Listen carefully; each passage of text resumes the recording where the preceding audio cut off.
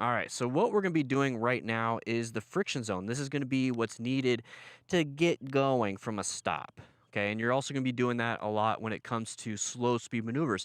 So this is a very important skill. We're going to be using a lot of that left lever on the left hand, which is the clutch lever, and mixing a little bit of throttle at some point. But right now, there's enough engine power in first gear typically to get you kind of moving. So that's what we're going to practice. And then we're going to go up and down the street a little bit more to practice that even more. So once again, starter procedure. Go ahead and turn it on. Swing the leg over. Side stand up. I'm in neutral, so even better. So we're going to go ahead and put the engine shut off switch to, I guess, the off. I guess double negative means it's on. And then we're going to start up the bike. Okay, we're in neutral though. It's not going to go anywhere. And if you notice, it kind of moves if you use your feet. So you can paddle walk if you want, and we're going to do a little bit of paddle walking. And another thing is that if it's in neutral, it won't go anywhere even if you give it throttle. That's kind of a good safety thing. So if you kind of want to, help yourself out when it comes to stopping, you pull in the clutch, which is basically making your bike neutral, and you're accidentally giving it a throttle, oh crap, you can start applying the brakes. So when people rev bomb and they're in like second or third gear, they pull in their clutch and give it a rev bomb. You could do that in neutral, but neighbors might hate you. All right, so we're in neutral. We have to get into first gear to be able to utilize the engine to move us forward.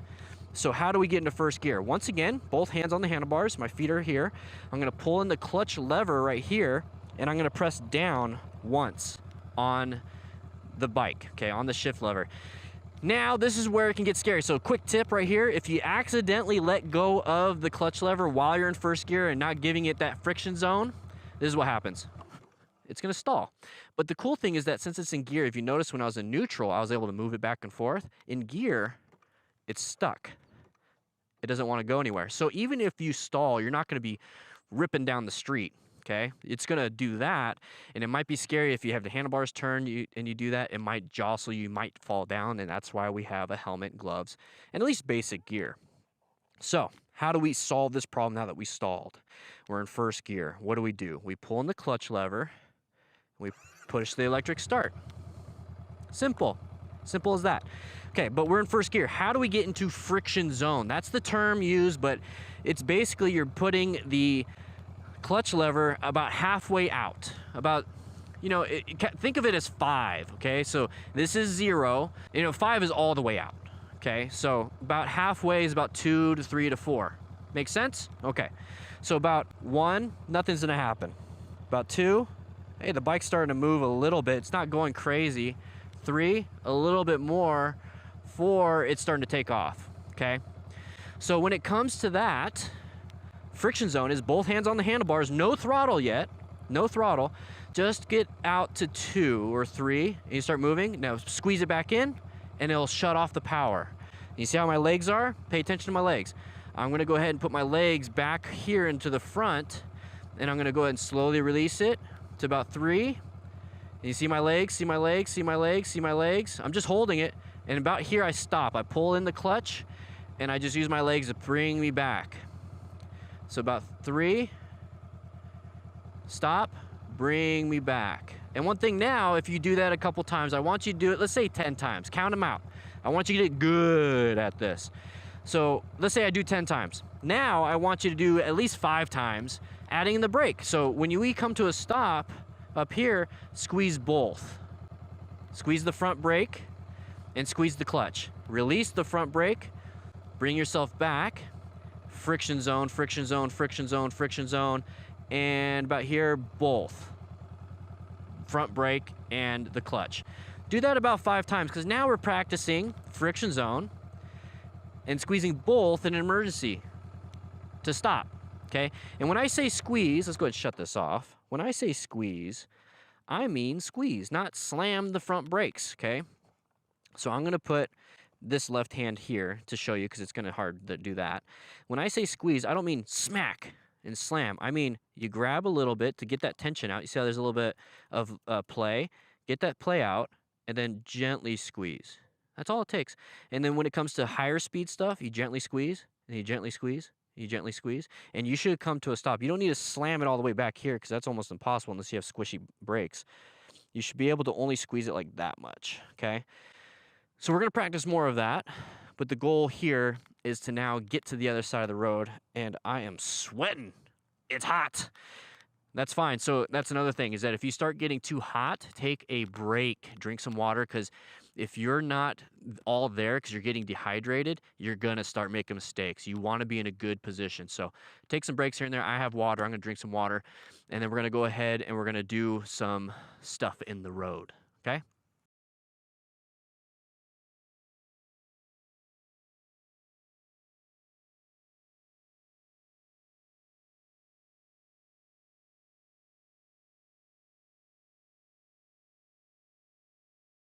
All right, everybody, in this chapter, we're going to be actually riding up and down the street. So we're not exiting into the actual neighborhood. We're going to start off here. We're just going to go up and down. So first off, there's going to be 3 parts to it, okay? So the 3 parts are going to be paddle walking. So we're going to be using our feet to do that. And so since we're going to be paddle walking the very beginning, the main goal here is to finding that balance while we're moving and using friction zone and throttle control. So we're going to give it a little bit. Okay, we're not going to shift into second gear. Let's stay into first gear. So don't worry about shifting yet. We're going to worry about shifting when we go out into the neighborhood itself, so we have more room to play with. All right, so the startup procedure. Here we go. We're going to swing our leg over. New day, different shirt. So you can wear something like this. It's a jersey shirt. So I got this from Voss. You know, it's a little dirt bike jersey. It's still not going to help you when it comes to impacts, but it's definitely better than nothing when you don't have a jacket. And before I actually even start this up, let's go ahead and go over some of the other stuff. We're not using any cones, okay? So we don't need to put cones here. We're utilizing the driveways or mailboxes or cars, whatever you want to do, as our starting stopping points. So I'm going to be using this driveway as my turnaround point, okay? And then I'm going to use the driveway or the mailbox before that car to do my turnaround point. So I'll show you what I mean by that. We're going to go up here, do a U-turn. We're going to keep going to that mailbox right there, and that's going to be where I stop. And then I'm going to take off again to that mailbox and then stop and then do a U-turn, and boom, boom, boom, boom. We're going to keep doing that in a left-handed fashion until I'm comfortable with paddle walking, and then we're going to lift our feet up. So right here, I'm already at this driveway, so I'm going to have to do a U-turn right here. So we're going to paddle walk it and everything. So once again, you're going to go ahead and put it into first gear, and we're going to go ahead and give it some friction zone. Okay, we're going to pretend this is where I stop too, because this is where I'm going to be stopping. So I'm going to go ahead and apply the brakes. You see how I'm walking with my feet. Now we're going to do the U-turn. Okay, so this is going to be a little bit different. Remember the primary control of the handlebars? This is why I think it's a primary control. So we're going to turn the handlebars all the way to the left. I'm holding in the clutch, because if I don't, I'm going to hold on here. It's going to stall like that, and that's pretty scary. So once again, if that happens to you, pull in the clutch, push the electric start. All right, so handlebars turned all the way. And now I'm going to do the friction zone throttle control like I was going back and forth, but I'm going to do that when I'm doing a left-handed all the way turn, and I'm going to look really far left. So I'm almost putting my chin bar on my shoulder, and I'm using my eyeballs to now extend even further back to look and see if there's traffic or anything like that. And that's going to help you with your arm movement and some balance. Okay, so we're going to go ahead and just paddle walk it to start. So a little bit of friction zone, a little bit of throttle, double checking there's no traffic, and all we're doing is this to turn around. Okay, I'm going to get to the complete opposite side to start, because, you know, I'm practicing this stuff and don't need to be in the road itself. I'm going to straighten up the handlebars, pull in the clutch, squeeze the front brake. Okay, now we're here. The goal now is to get to the next driveway. So friction zone throttle control, give it a little bit of throttle, not much. And all we're doing is this. So I want you to get used to feeling the bike. Now, if it gets a little bit too fast, you're like, oh crap, I can't do that. You know, paddle walking too much, you can kind of do this. All right, we're coming up to this driveway. Squeezing the front brakes, squeezing the clutch and squeezing the front brake to stop. I put my feet down, and if your bike is too tall for you and you can't flat foot both sides, you could just put one foot up. Let's do this side so the camera can see it. My left foot is on the peg and my right foot is kind of balancing the bike at its balance point. All right, so now that we're at this first driveway, we're gonna go to the next driveway. So a little bit of friction zone, a little bit of throttle, getting some feel for that. Kind of just doing this with my feet. The goal is to keep our head up, looking where we want to go. We're getting close to the driveway, so I'm going to pull in the clutch, get ready for that front brake, and here we are. All right, so I'm gonna double check, make sure there's no It's like I'm a little kid on Once again, we're gonna turn the handlebars to the left. the handlebars. I'm looking. Nobody coming this way. Okay, so I'm gonna turn my head and give it some friction zone, throttle control, and I'm looking where I want to go, which is down the street. Give it a little bit of throttle because I started slowing down. Not too much. Keep it in friction zone. I'm on the back on the side. on a chair. And here we go. So I'm gonna use the mailbox now because the driveway's too close. All right. What's up, everybody? This is part of Module 1. So going up and down the street. All the way. It's a little blurry because it's having to zoom in. Let's do it one more time. Pretty far. I didn't stop. A couple hundred feet. One more time. We're gonna stop at that last. Pretty good. Box. Pretty good camera. Little DJI Osmo Pocket 3. Clutch, apply a little bit of rear brake and stop. All right, so let's just say. Yeah, so this is like it's Module 1. Module 1. Pretty cool. Oh, black screen. Let's just let's go ahead and make it the office. Woo-wee. Now we're in the office. Yeah, the mountains. You know, when I was editing all this stuff, I was like, man, look at the background. The background looks pretty good. I mean, we could do an Inception. We haven't done that in a while. How's everybody doing? Everyone having a good time? Let's do this. Uh-oh.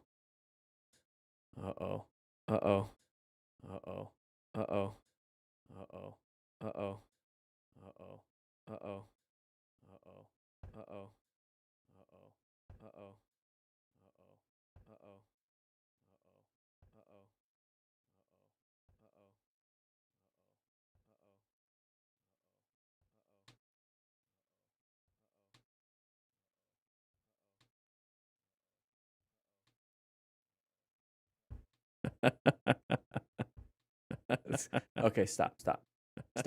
Okay, stop. Ooh, why is it all? Oh, this is in the way. There's no green screen here. What is that all about? No green screen here. This is real. We're in the classroom. We got donuts today. The bike's fixed me. Nice. No sound. Oh, shoot. Messed that up, didn't I? LSD's kicking in. Meat Pillow, what are you doing before class? All we got are a Celsius Peach Vibe Sparkling White Peach Edition. Take a seat before the green effect. Yeah. How's everybody's week? We like to check in with each other. Oh, my arm disappeared.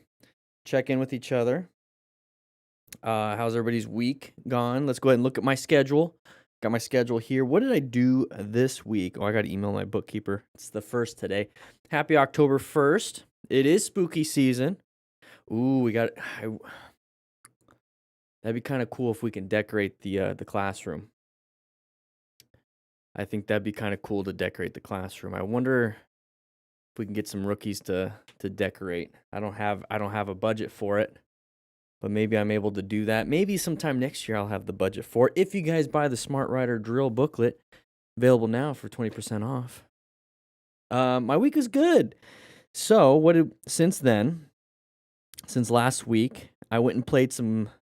Wait, no, we didn't play golf. We played golf. Where did we play? I played golf. Yeah, I played golf. Had some fun. I hit pretty well. I played last Thursday. Gave some blood on Friday, so that was fun. Hopefully none of you guys are going to need that. For some reason, it keeps getting shipped out to California. I get updates, hey, your blood saved a life at blah, blah, blah. It's in California. Every single time. It gets shipped out to California. Kind of weird. Hopefully you guys are not going to need that. I did a little safety team thing this Sunday at the church, kind of regulating, making sure everyone's fine. All that stuff. There was another church shooting type thing, so everyone's on edge over there. So we're kind of just holding that down. Did some nice gym session. A little bit sore still. A little bit sore from my gym session on Monday. Let's go ahead and I gotta update this. I'm filming tomorrow. There we go. Updated that. Filming tomorrow. Oopsie. Go ahead and change that. Filming excuse me, I just burped. Part of module 2 for tomorrow. So module 2, I'll be going over the safety pre-ride checklist. It's my safety check that I like to do. It's kind of like the fine C just a little bit. Whenever you go to the MSF, the fine C is basically checking the motorcycle. Okay. You know, from a lot of the stuff that we see here on the live stream and on the videos here, we're gonna have some videos up here. We got 3, and most of it, I would say maybe like on 2 hands worth out of thousands and thousands and thousands of videos, it has been because of the motorcycle failed. The motorcycle itself failed, but we've all seen most of it is based on the rider themselves. You know, are they angry? You know, frustrated, kind of have an ego going on. It's been mostly that kind of stuff.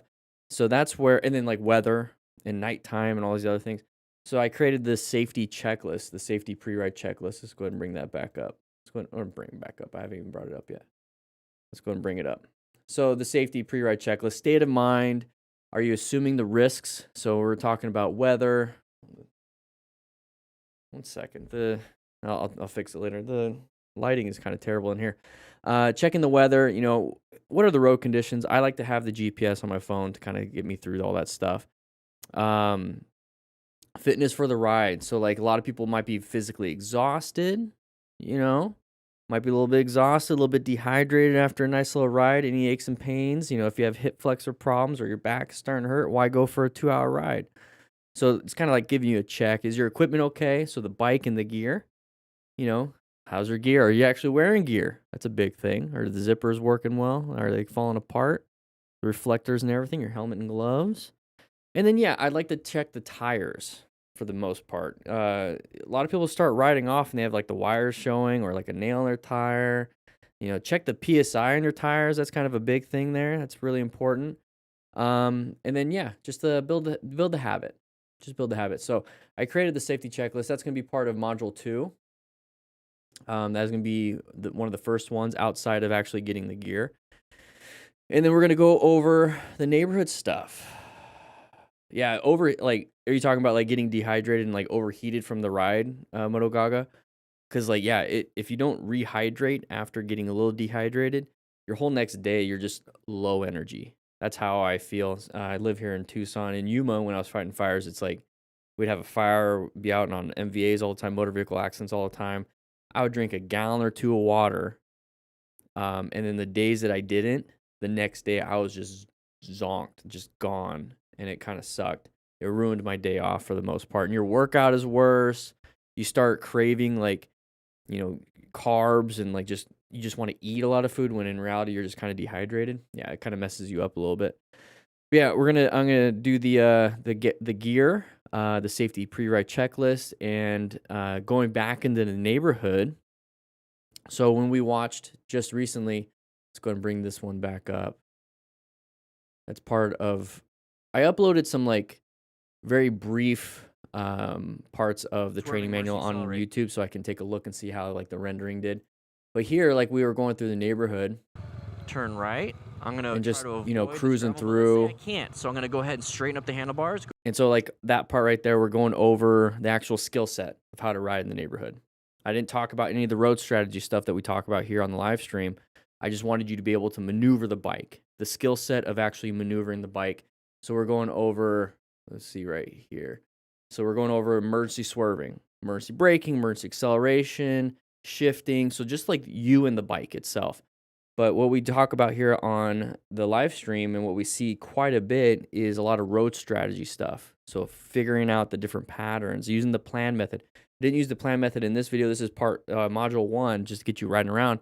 So the next time we go into the neighborhood, we're going to be going over the plan method. So position for safety, locate hazard situations. So intersections, corners, blind spots, road surface hazards. So We just saw that road surface hazard of the gravel right here. Some gravel right here. So we're going to kind of go over how to actually perceive that and what to do to respond based on the skills that you're learning in the first module. Remember, this is the second module. Relevant threats, active threats. So we're not hopefully going to have very many in the neighborhood, but we might.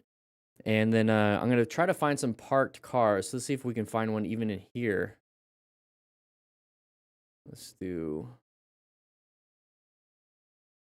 keep going. Let's see if we can even find one here, because I want to kind of show you what the idea of it is.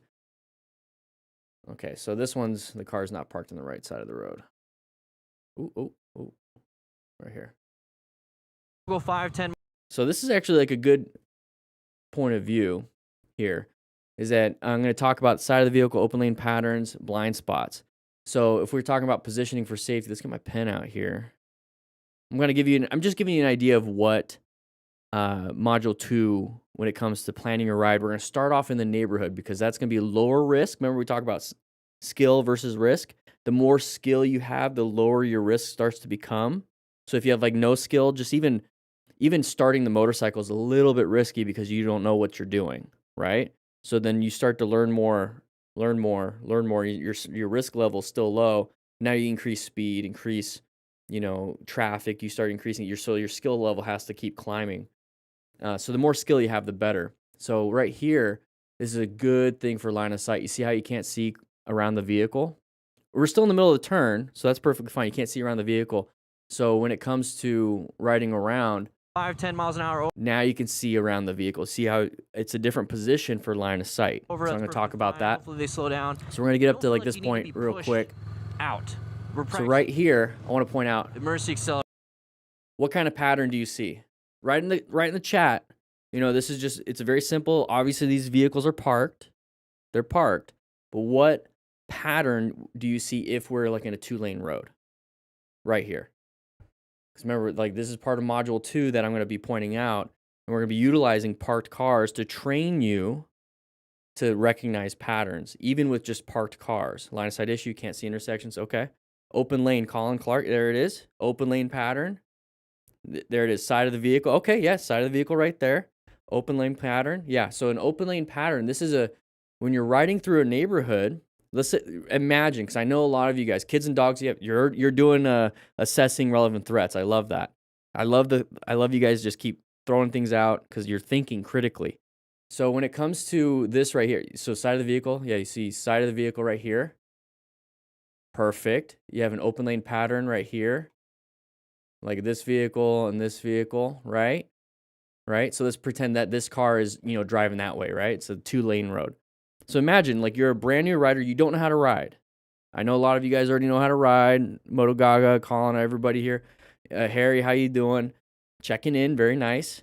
So make sure you guys hit that like button. There's 55 of you in here. There's only 12 likes. So here you're starting to recognize. Imagine if you're a brand new rider and you haven't been on the road yet. You've only been able to watch the crashes and close calls, but now you're actually trying to ride. But you want to start in the neighborhood. Thankfully, no traffic. How can I start practicing the plan method?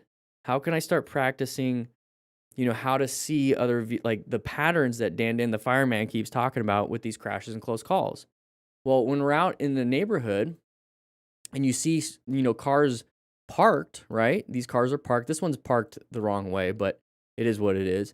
You start seeing cars parked, you can actually start practicing the open lane pattern. You start to put it into your mirror neurons here. So this car, let's pretend they're driving, right? They might want to come out because they're stuck behind this car in the trailer. Also, same thing when there's parked cars. This car could just come out and hit you. So what do we do when it comes to the plan method? We want to position ourselves off to the side. And you see me naturally do that because I naturally start doing that. Let's go back over here. You need to be pushed. So if I just went straight, I'd be going super close next to these vehicles. Watch me. We're practicing. Move over. I moved over gently. That's all it is. I was going straight towards them. You need to be pushed out. So when you see these parked vehicles or you see this open lane pattern, you naturally move to a new position for safety. And then same thing with that side of the vehicle right here. The cool thing is in neighborhoods, every driveway, you can almost pretend it's an intersection. So this is a great opportunity for a side of the vehicle because they're going to want to come out.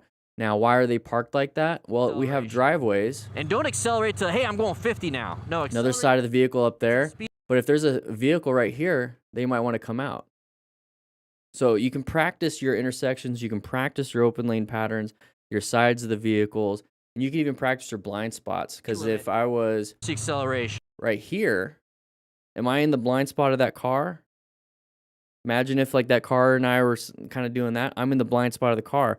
So even just seeing this when you're out riding for the first time in the neighborhood, practicing the plan method, you can actually practice a lot of these patterns until you get out on the road. And it's like, oh, I remember practicing this in the neighborhood. That view that I'm having, that's a blind spot. That's also an open lane pattern. Hey, that's the side of the vehicle. So you start to prepare for it. And you want to do it at a lower risk in a neighborhood. So I'm going to be going over that. It's chapter 9. Chapter 10 is going to go from the neighborhood onto some of the side streets to get to a parking lot, and we're going to practice the plan method. So we're practicing here. We're applying it out on the road. Yeah, it is an easy neighborhood. So you also can pick the time of day too, if you can.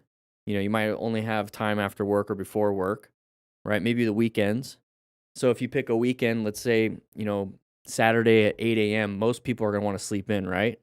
So if you're riding at 8 a.m., there's going to be less vehicles. 7 a.m., less vehicles, right? If you go at like noon when people are kind of getting up and about and wanting to go to do different things, you're going to have a little bit more traffic. So you can kind of pick the time of the day to do that. And then we're going to do some Smart Rider drills, which, by the way, guys, once again, the Smart Rider drills are available for 20% off. So if you're brand new to the channel, we do a lot of drills. This is the digital version, okay, the Smart Rider motorcycle training drills. And you have the you have the dimensions and setup right there. I have it zoomed in a little bit.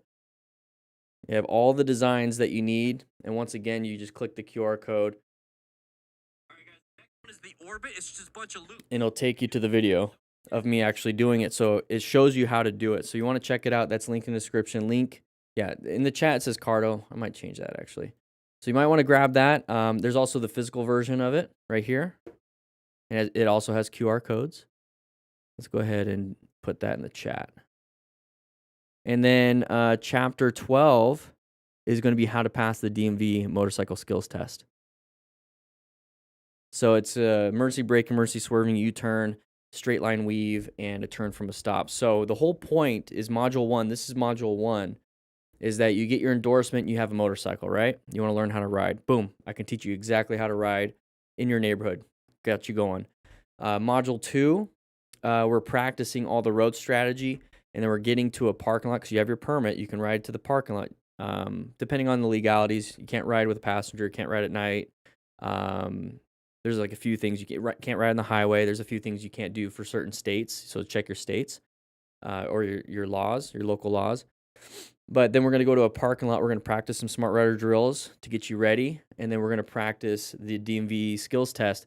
And then as soon as you get past module 2, you should be good to go to get your endorsement. Go to the DMV and do that motorcycle skills test. And then module 3 is going to be crash response and then how to ride in different conditions like city, highway, mountains, night, and the rain. Rain might be hard because I have to work with the weather. Everything else is going to be pretty easy. We're going to learn how to stop major bleeds, all these other things. So module 2, I'm going to be filming a very big portion of it, if not all of it, tomorrow. And then module 3, I'm going to try to get done definitely before October. That's the goal. All videos done by end of October. And then I'm going to start working on the physical book form for in November and December. Hopefully get it all done by the end of the year. So thank you guys for all the patience for that. But that's the whole point, is that we can practice all these different things. So emergency swerving. See this manhole cover? I'm pushing. So I talk about counter steering a little bit here. And this is how I like to practice swerving. Because in a parking lot at the MSF or anywhere, they just have it set up. So you go and you swerve around some cones. That's kind of it. Here, if you're just kind of riding around, let's go ahead and button this up. Let's look a little professional. If you're riding around the neighborhood, might as well just start adding in swerves. And this is how I like to play around and practice, is that I'll do this. All right. So that's what we're doing when it comes to swerve. So we see this manhole. Let's go back a little bit. You're naturally doing that by doing this with your hands. Talking a little bit about counter steering. Okay, so I shouldn't have to explain that. It's just coming naturally to you, right? I do explain it though. So that's what we're doing when it comes to swerve. So we see this manhole cover. I'm pushing and I'm pushing to get back. So the manhole covers. I love going around manhole covers. So once again, I'm gonna now go left because I don't want to hit the car. So I'm gonna push and push. And when I say push, I mean you're pushing that way. You're pushing that way. You're not pushing down. You're not pushing down. Now that works, pushing down, but it takes a little bit more effort to do that. So watch, I'm gonna push it down on the left hand. I'm gonna try to maintain throttle with this hand. I'm pushing down. It takes much more pressure, and it's a little bit harder. So if I just push this way, you see how, oh, it barely, I could do one finger. It wants to turn. So on a normal turn, that's what you're doing, is you're pushing gently, very gently with your hands to make that turn. I'm not doing it, I'm just maintaining throttle on the right hand. If I had cruise control, I wish I could show you that. So same thing. So now with the right hand, I'm just pushing that way and it's turning right. So when you come to a swerve, you're pushing and pushing. You're pushing and pushing, okay? So I'm just gonna do a quick U-turn here so I can show you. We're gonna go up and down the street. So there's a manhole cover right. So imagine you're like riding around a neighborhood, right? And you're learning how to ride. You're just kind of cruising. This is how I taught myself. Right up here, okay? So I'm gonna push left.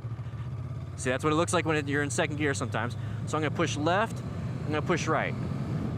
Okay, so I push left to get out of the way, but if I kept pushing left, I'm gonna keep going left. So in a swerve, you push left, and then you push right after you avoid the obstacle so you can get back into your lane. Okay, you could do that in a turn. So like I'm already turning, and then I have to push even more, or I have to push right, and then I have to get back into the turn. That's when it gets scary doing. So you've been pushing down, like pushing down. Yeah, push forward, like a punch almost. Just a gentle, I'm exaggerating a lot, but it's just a very easy jab, basically. And that's gonna make your turns a little bit easier. Now, at higher speed, you're gonna have to put a little bit more pressure. I'm only going 15, 20 miles an hour here. But the whole process is I'm going through. Unless it's the clutch is in because you're in second gear. And I'm talking about how to like maneuver the bike and whatnot. Yeah, so that's part of module 2 or module 1. So all of module 1, boom. If you can start from the beginning, get to the end, you're almost ready, if not ready, to actually take your endorsement test. But we're gonna do a little bit extra because I want you to learn the plan method. All right, so we got some videos here. Let's go over some of the videos. We got that one. Most intense, most insane. Motorcycle crashes and lessons learned. Let's bring that up. There we go. U-turns are fun, and that's if you need practice, guys. Once again, if you need practice on the U-turns, that's what this book's really good about. You get 24 drills. Starts from absolute beginner. So here's how to actually make the cones. And once again, guys, I think I haven't really explained it well. Is that you set up the cones. It looks a little confusing, but that's what the QR code is for. And you get the digital version of it on your phone when you get the physical too. It's 10 cones. You set it up once, and you never have to change it. You notice how the cones are the same in each one? Those little orange dots. I changed them so it's a little bit easier in the next video or in the next print. But you never change the cones. You never change the cones. Never change the cones. So you never have to move the cones. You just do the different designs. So there's 24 designs. They get harder and harder. These are expert ones. This is my favorite expert one. But grab one of these, and I do have cones. Let me grab some. So you only need 10 cones. I have my own. These are nice and tiny. They're small. They're great. I've run them over many times. They still hold up well.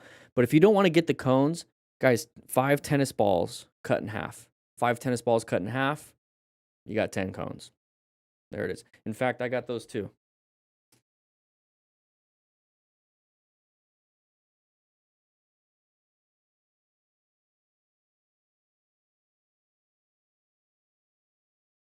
Actually, I have a whole bunch because I made a bunch. Oh, they're green. 5 tennis balls cut in half. So here's a tennis ball. Well, it's not the same one, but it's a tennis ball. You can't see anything. But it's just cut in half. So then you just sit them down on the ground. That's it. They're little cones. I wish I could show you.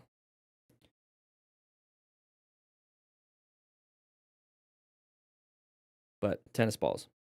The balls are green. Little green screen. Little green screen action. So that's all you need. 24 drills. 24 drills, 10 cones, 5 tennis balls cut in half. And you practice so like that's the cool thing is like a lot of people they're like, how is this gonna help me?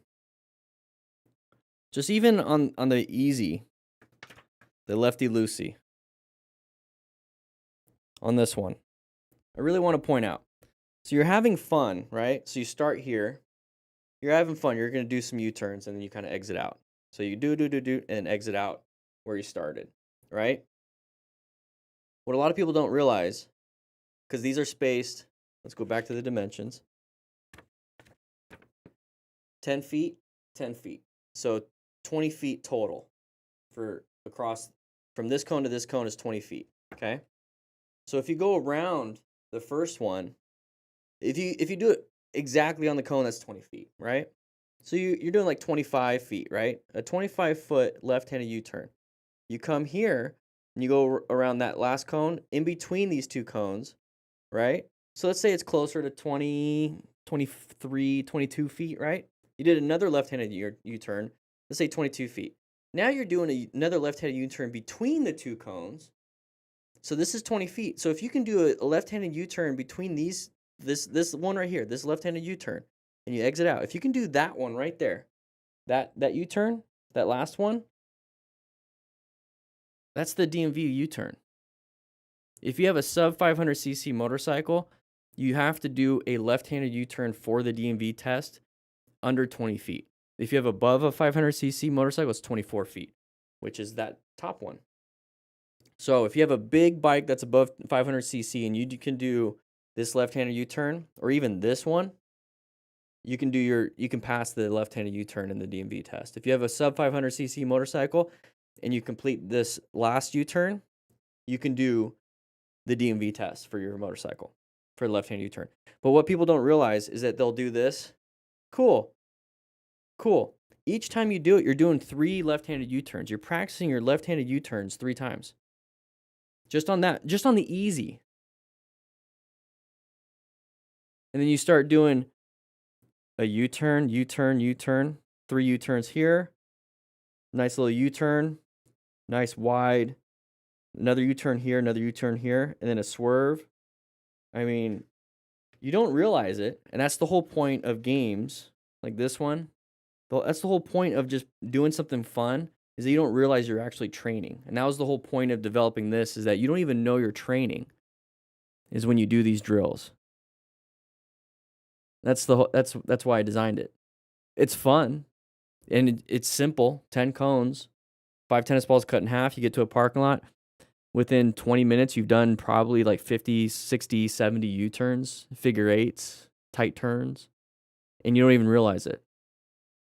So that's really cool, and that's the whole idea of what the Smart Rider Training Manual is that you don't even realize by the time like you're going up and down the street, and you're just like learning and you're having fun. It's like, oh crap, I'm actually riding. Now you're riding around the neighborhood, and what you're doing is you're practicing shifting, you're practicing your turns on the intersections. Oh crap, I'm actually riding. This is really cool. And then we get into some of the more like the bigger things. Okay, now that you're actually riding, let's go ahead and practice your testing. Let's go ahead the plan method. Let's go ahead and get you some gear, and let's learn about gear. And then before you know it, it's like, oh, I got my endorsement. What the heck? This is great. It's like, now what do? I want to go ride here. I want to ride in the mountains. I want to ride. Okay, pause. Let's go ahead and learn how to rescue yourself in case something happens. It's good information to have. But module 3, you want to go riding You want to learn how to ride on the highway? That sounds fun, right? Well, boom. Common riding scenarios, different conditions. Hey, we're riding on the highway now. I'm going to teach you about that. Hey, you want to ride in the city because you want to get to work, you want to do some fun stuff. Maybe you have a group of friends meeting up. Oh, cool. Here's how to ride in the city. Here's how to ride in the mountains. Here's how to ride at night. So the whole point of the training manual is to get you riding and enjoying it. And after you're like, wow, that was a lot of fun, you're like, oh crap, I know how to ride. I don't even want you thinking about, I need to learn how to ride. I want you to have fun. I want you to enjoy it. And then learning how to ride is just the outcome. And that was the whole point of the Smart Rider drills. Is the whole point is to go to a parking lot, have some fun, and play around with these drills. And if you can accomplish them, that's great. QR code, my time is on the bottom in the video itself that shows that time. When you're doing this, you're just competing against me, competing against yourself. It's like a fun workout. You get better and better and better as you go on. And before you know it, you're making U-turns super sharp. And then how does that translate into the real world? Well, you have to go to a parking lot to park your motorcycle. You might have to do U-turn in the middle of the street in your neighborhood to get, in a good position. You might have to slowly go through a parking lot to find your part. Like, there's just so many different applications when it comes to that slow speed stuff, and you're going to just be really good at it when it comes to that. So if you do want to grab one, guys, that was the whole point. It's an educational thing that's fun. You're going to get better at your motorcycle. You're going to do really good turns. But if you want to get one, there's a discount code. Go practice 20 for 20% off. If you want to check that out. And that's why I'm so excited about the Smart Rider training manual. That's the whole premise and the idea for the training manual is I want to learn how to ride. Boom, you're having fun. Guess what? You know how to ride now. And that's how it should be. It shouldn't be stressful. Anybody here took like an MSF? Like, think back to when you took the MSF. Think back when you were trying to learn how to ride. Was it stressful for you? Was it like, the best way I can put it, and I always equate it to different parts of life. So relationships is an easy one to apply it to. Your work life is something that you can apply it to. How you view yourself, you can apply it that way. Really, at the end of the day, like expectations. Expectations is the thing that really kind of gets the stress going. So I know a lot of people when they go to the MSF, right? So I'm going to let me know in the chat if this is something that you can relate to. That's kind of like what we do here. Like, can you relate to it? So imagine you went to that, you signed up for the MSF. You paid, for here in Arizona without a scholarship, you paid $400. You paid $400. Boom.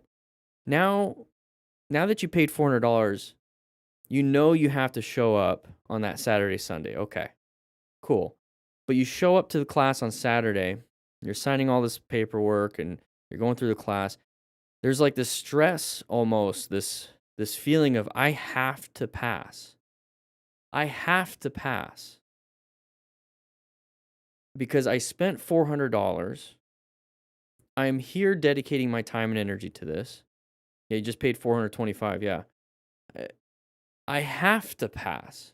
And that feeling of I have to pass forces you to hyper focus, obviously, on paying attention. You want to pay attention, but I have to pay attention and I have to pass every single exercise. So now we're on the range. Exercise 1, I have to get this right. Exercise 2, I have to get this right. Exercise 3, I have to get this right. And then let's say exercise 6, because there's like 14 and then the testing. Exercise 6, like you start to it's not clicking for you. Not quickly. Like you expect it to just come at, like you expect it to work. But it's not working correctly, like for you. It's just not clicking.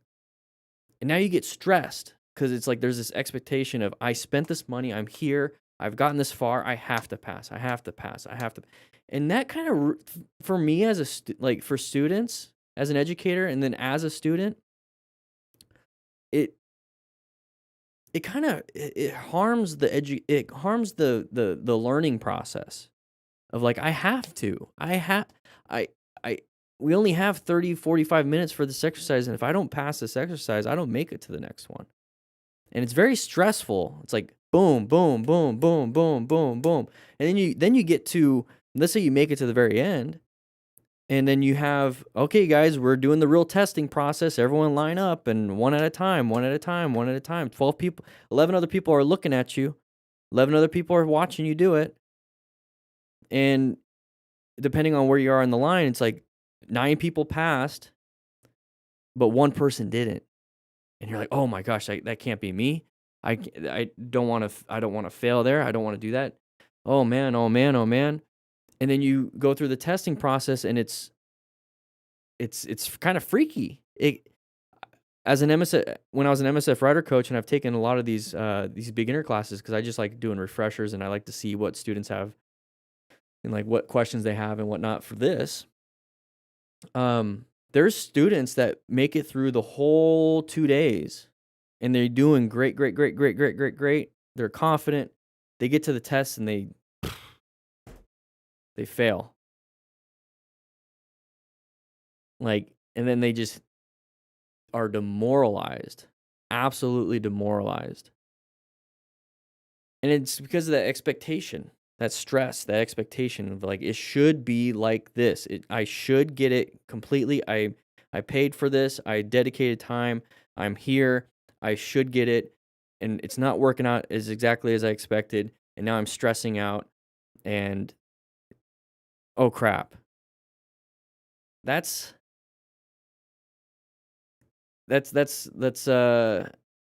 too, I think that's too stressful for a student. So like with the Smart Rider training manual, the whole idea is you can go at your pace. You can follow the training manual that I'm designing. And let's say you just breeze through it. You breeze through it. It's very easy. You only have to do it like 5 times each, because that's what I recommend. It's like each chapter, do it 5 times so that you can get really good. Boom, boom, boom, boom. Cool. You could do it all in one day, a weekend, just like the MSF. Or you can take 2, 3, 4, 5, 6 weeks to do it because you don't have as much time. So you can set your own schedule. It's a little bit more relaxed. That's kind of the whole point of what I'm trying to develop here, is that you can power through it if you have the time and you're a quick learner, or you can take your time and get through it. And so a quick question right here, or not question, it's Missy. You said there's people taking the CMSP course here. Definitely some people in my class that probably shouldn't have passed. Wonder how they're doing now. Yeah, and that's setting the standards, because I think a lot of people, a lot of MSF and a lot of motorcycle training courses, the goal is to get them through the course. Like nobody wants to fail anybody out. They want to get them through the course, because then they can show like the government, or they can show whoever that's doing the audits, like, hey, we have like a 99% completion rate. We have a 100% completion rate. We have a 95% completion rate. Completion rates are important for funding. And so think about that. How do you get almost a 99% completion rate? One, you can either have coaches that just pass people, just straight up pass people that probably shouldn't be passed. Or you lower the standard so low to the point where almost anybody can pass, or anybody can pass. Or you make it to where you only do the absolute bare minimum to get people to pass the license test, the absolute bare minimum to pass the license test. Get them over that hump, boom, completion. With the Smart Rider training manual, I wanted to tackle that. And I'm doing the module 1. Here's the thing. Module 1 is bare minimum.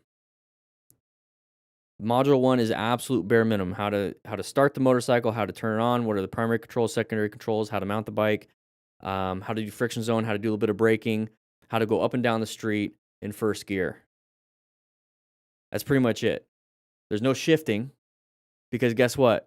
On the test, the DMV test, there's no skill requirement to learn how to shift. Think about that. The only thing they require on the skill test, at least in Arizona, is emergency braking, emergency swerving, U-turn, straight line weave, turn from a stop. Where's the 6th one that says you have to learn how to shift? Where's the 7th one where you have to learn how to go through a corner? Where's the 8th one of intersections? Where's the road strategy portion of the testing outside of the permit test, which is the written test? But that's super easy. It's like how to use your turn signals and pay attention to signs. So like as great as the MSF is and all these other places, these other training organizations, is that they teach you the minimum to pass the test so they can get a higher completion rate. I'm not saying that's the motivation, but that's part of the incentive is get you a completion rate, pass the test, we're teaching to the test. That's it.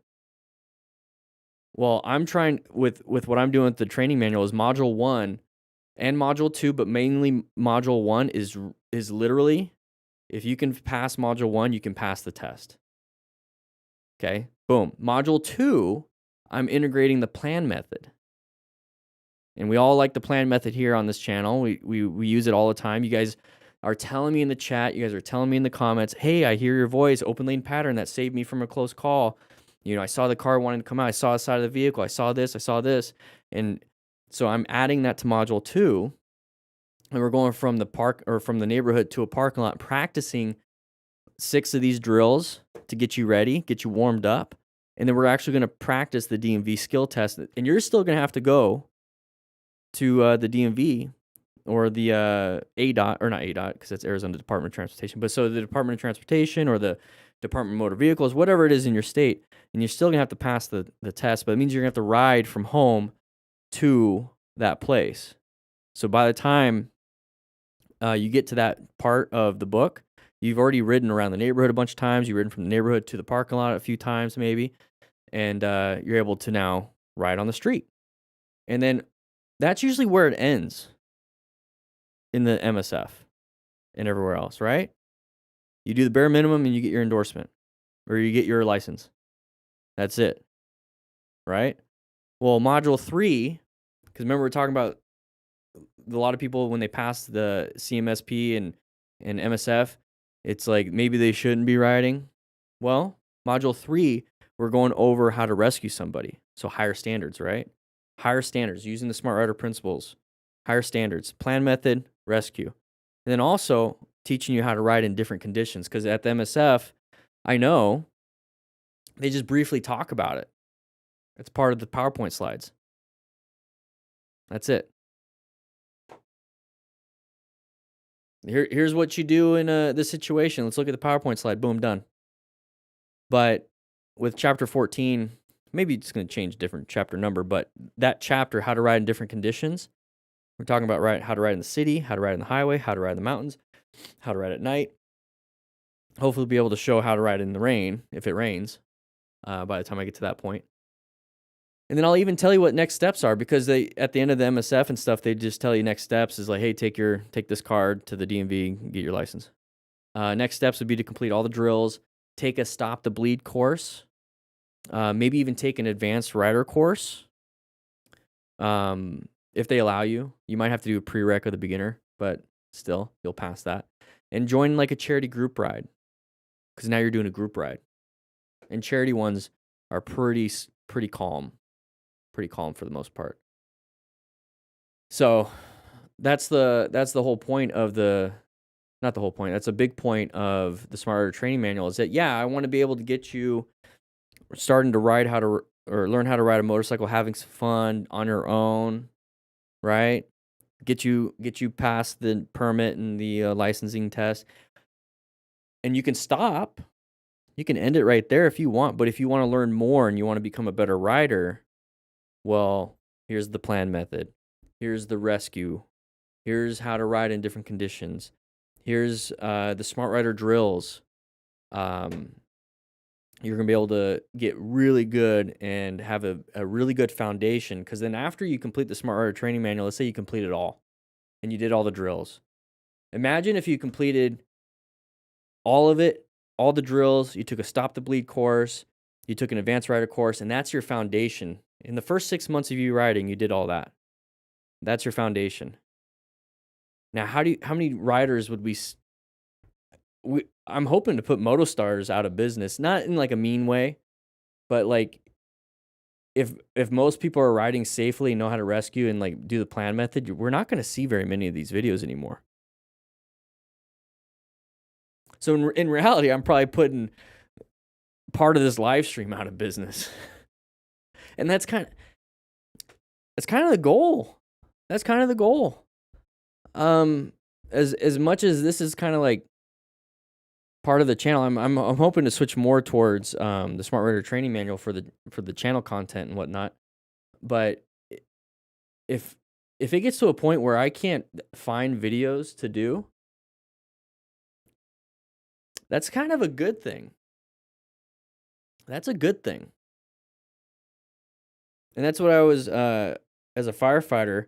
There's always gonna be job security because there's always gonna be somebody hurt, always somebody with a medical problem. But if like firefighters or police officers or public safety or anything like that, or me on this channel, if all of a sudden we don't have patients or there's no crime or there's no crashes, it kind of puts all those people out of a job, which is kind of a good thing for society, if that makes sense. And that's the goal. And that's the thing is that, yeah, unless they ban motorcycles, there'll always be crashes. So I'm kind of hoping to drop it to a super low level myself with as much influence as I possibly can. So every time I say that, I think about you guys. So thank you guys for the support for that. I wouldn't have the influence to make people safer riders if I didn't have an audience that actually listens to it. So it is a pipe dream. It is. But imagine, so like you're saying, this is the fun part about the live streams. We get to chat, and then we'll do the recording, and then people get to see the recording and whatnot, whatever. That's the kind of the fun. That's a good part. But I love chatting with you guys. I see you guys every week. It's kind of like a little like a friend group meeting up every week, right? Hog Rider, Harry, Shmee, Horovac. Love to see you always. Moto Gaga, Colin. Let's get back to that statement though. Too many street squids and cagers not looking for bikers. So, how do they all start? Right? How do squids start? Think about it, guys. How do squids start? And cagers, yeah, they're driving cars. But how do squids start? Maybe they have a friend. I was a squid for a little bit at the beginning. So, they have a friend that knows how to ride a motorcycle, and they're like, "Man, that looks cool. That looks cool. I want to ride." So they get a motorcycle. No training. I can't afford training because I can't even afford gear. Barely can afford this motorcycle. Get a motorcycle and start riding like an idiot like their friend does. So a little bit of peer influence, right? Maybe they watch some videos like MotoStars. Maybe they watch some like Jixerbra or whatever. Like, I don't know. I don't know all the squid people. Maybe they watch them and they're like, I love that. I want to be like that. And if you can not crash for a while, you kind of grow out of it, right? Hog Rider, I'm looking at you. Kind of grow out of it for the most part. You grow out of it. But if you crash really bad, especially towards the beginning of your riding, you might die. You might have some problems, physically. Or you can't afford to ride anymore because you destroyed everything. And now you're not a part of the riding community anymore. So you have to be able to grow out of it, but in order to grow out of it, you have to pretty much not die or crash. You just have to like somehow make it and survive, right? So imagine I have big dreams, guys. I've had this big dream of being a YouTuber for a while and creating all this stuff, and I guess I achieved my dream. I got new dreams. And I've had this one for a very long time since I developed the Smart Rider principles. Right? Imagine when somebody's like, I feel like riding. Hey, my buddy rides. But my buddy, that looks fun. My buddy rides and he's safe. He's talking about the plan method. I mean, we like shooting guns, or we like to like hang out and go camping, and he's talking about rescue, like stopping major bleeds. He took like the Stop the Bleed class where he learned something here, and it's like it's really cool. He has like a trauma kit, and that's interesting. He carries it on his hip when he's riding his motorcycle. He puts it in his backpack or saddlebag, and he doesn't have close calls, and he's like a great rider. I want to be like him. Like I want to ride. He says he loves it. I want to ride. So Jeffrey, how do you ride? How do you do this? Well, I have the smart. I learned from Dan the fireman the Smart Rider training manual and the Smart Rider drills. I go out in the parking lot and I play with these drills. You should come out sometime, and we'll just compete against each other. See if you can do them. Fun little ego test. And so then that person gets a motorcycle. He learns that, oh, I should definitely get a full face helmet at least and some gloves to start, long pants and a long shirt. And okay, cool. Start practicing. Okay, I'm doing the training manual that Jeff let me borrow the training manual, or he's out there with me in the neighborhood and we're practicing. We're doing this. Boom. Okay, very cool. We get to I take my permit. I get my endorsement. Boom, boom. I go to the drills and now we're riding up the mountains every weekend, but we're just kind of chilling. We're watching for the chevrons and the signage, and we're planning our ride. We're just kind of talking to each other on our cardos, and we're just having a good time. And then like that's the start. That's the start of that motorcycle journey. They don't enter squid territory at the beginning. They enter the Smart Rider principles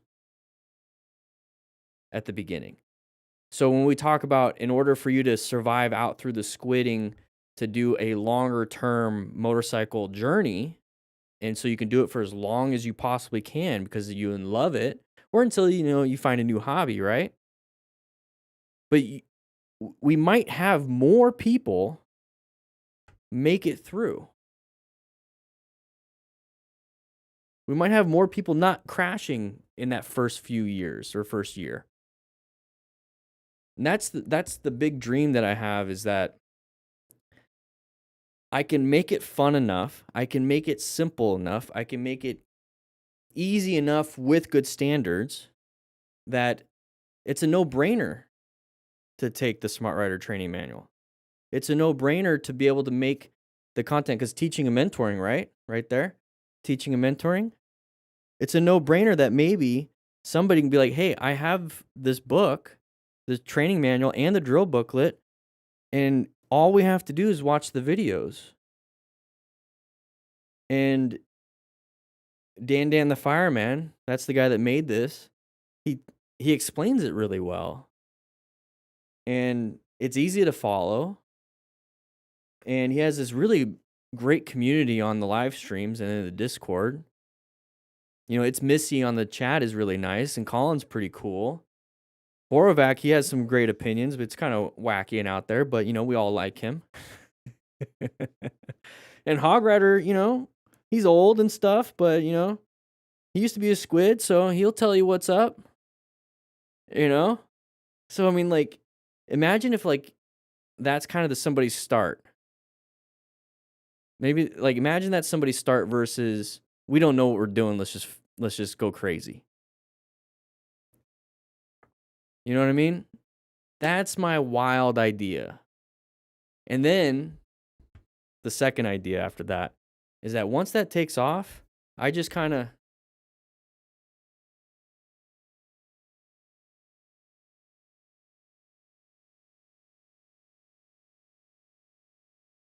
I can just leave. Because it's kind of like its own thing. Right? Because I'm not going to be here forever. Who knows? I might not be here after today for some reason. I might not be here. That's true, Horovac. You're absolutely right. I love that. I've learned that was a big key into my learning process in the recent years, and it's. I mean, imagine like, yeah, I might not be here tomorrow. I might not be here next year. I'm hoping to be here for many more decades, but nobody knows. Nobody knows when it's time. And so if I'm able to develop something like the training manual and the drills and this beautiful community that we have here, and then for some reason something happens to me, if that can just continue, then the community is saving lives. Because it kind of just boils back down to that. How many lives can we save? Because we see this stuff is only what people are able to post. We don't see fatalities on here. Because they're not posting it. They're dead. And these are the only people that are posting because they have a camera. Imagine how many people are crashing and they don't even have a camera going on or at all. So if we can save lives, which think a big picture, everybody. This is what I love doing. This is what motivates me to keep doing this. If we reduce the number of motorcycle accidents, fatalities, yeah, definitely. But just even the amount of motorcycle accidents, and then motorcycle close calls, then firefighters don't have to respond to those. They can respond to real things. All of it's real, but they can respond to other things.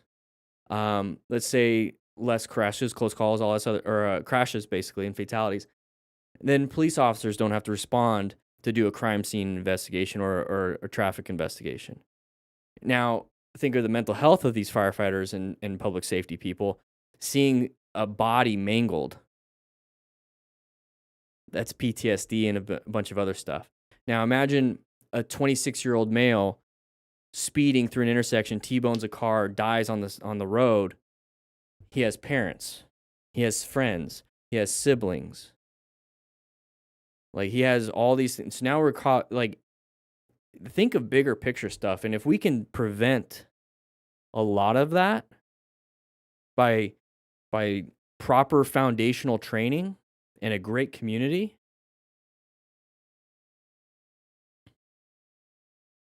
why aren't we doing that? So I'm not here just to teach you how to get your endorsement. I'm not here trying to get you on a motorcycle and just figure it out. I'm here trying to get you to have that foundational smart rider principles and then passing that knowledge on to other motorcycle riders.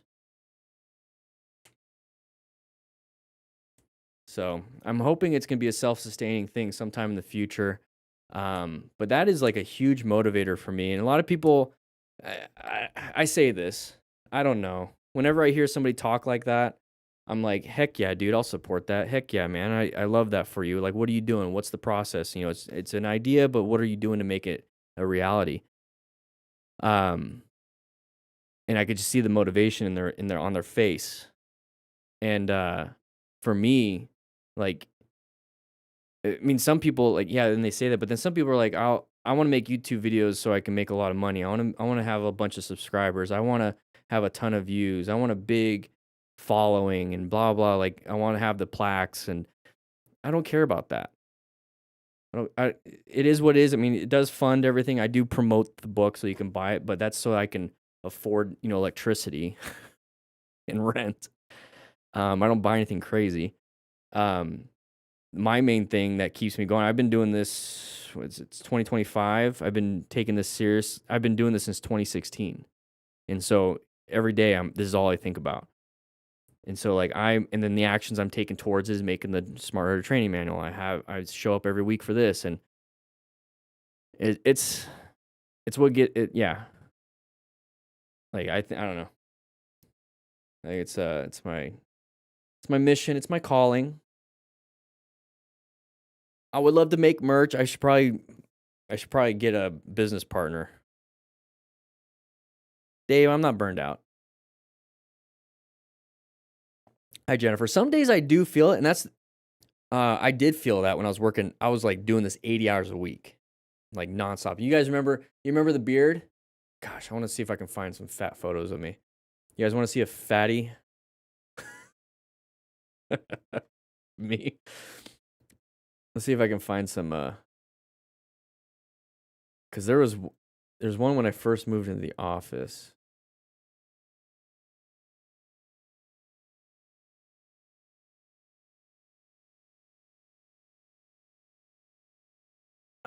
Where is it at? No, that's the camp out. We're not going to do the camp out. I mean, that was fat then too. I mean, even in 22, I was pretty chubby.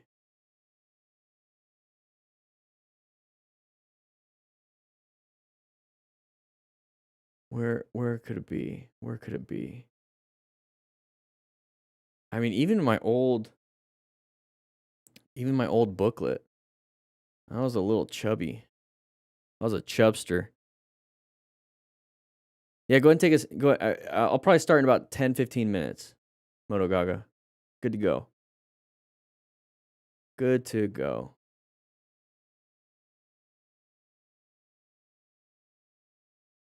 I was a chubster. I had that long beard.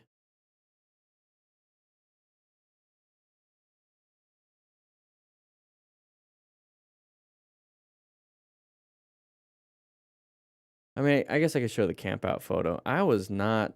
Ugh.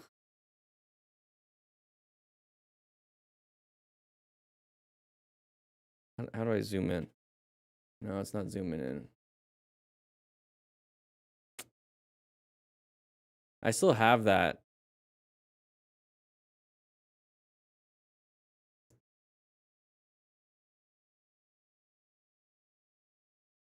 There we go.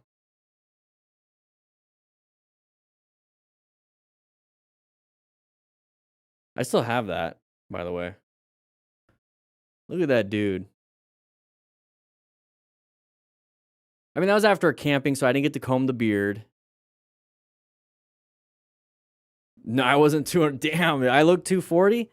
I think I was probably like 185, 190 there. I'm 162 today. But I mean, it's a different 162. It's a different 162. But you can see it in the face. You can see it in my face.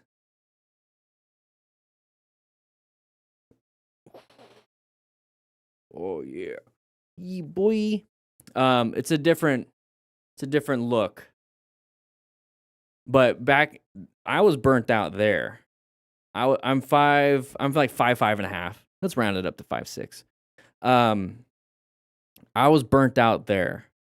That was 80 hours a week trying to get everything going. Didn't have the training. I didn't have the drills yet. I barely had the rescue, I think, even then. But I was burnt out there. And so now this is why things take a while now, because then it's like things were coming out quick because I was just work 80 hours. I was doing 12-hour days easy every day. It was nuts. So it kind of destroyed my personal life. I started just eating whatever I could. I stopped working out because that's an hour of workouts. Sleeping, didn't want to sleep as much because like I wanted to work, I needed to work. So now like energy levels are low. Terrible. And I never looked like this as a firefighter. But just miserable. So nowadays, and I made it it's a non-negotiable where at minimum 2 to 3 times a week working out. And like a really structured. And that's the thing is I was a personal trainer for the fire department. And so to look like that, it's gross. So it's like I take that knowledge. I'm doing powerlifting twice a week. Part of the 5-3-1 method, if you guys know that. 5-3-1. I swim because I was a swimmer in high school, so I swim once a week. I love to hike, so I go hike once a week. Like we're talking like 6 to 8 mile hikes. And I watch what I eat. Beer was a problem back then. This is a beer guy, big time beer guy. IPAs, stouts, and we're talking not just one. We're talking like 4 to 5 on a Friday, Saturday, Sunday. But then during the week, we're talking like 2, 3 to relax. Turn the mind off type of a thing. Now I journal a lot more. But yeah, that right there, that was burnt out. So I make it a very big point not to burn out nowadays by sticking to some of the non-negotiables. Yeah, beer has a lot of sugar, and it messes up your metabolism too. At that point, I didn't think I was gonna make it to 40. I remember I was like, I'm not gonna make it to 40, and blood pressure's high. I climbing stairs. I was like, why am I tired after going to the second floor? It was pretty bad. So yeah. Yeah, so right now I'm 5'6", 162 this morning, and I want to get down to 155. That was my fighting weight. But overall pretty good, man. It's good. But you can see it in the face, and that beard was crazy. Carnivore is amazing. Carnivore, I love carnivore. Because once you get into that mode and you're like, I'm craving steak. I'm craving a steak. I'm craving these eggs, butter, and you're just dropping the weight. And, I'm kind of on a mix right now. A little mix of carnivore. Basically just lower carbs right now.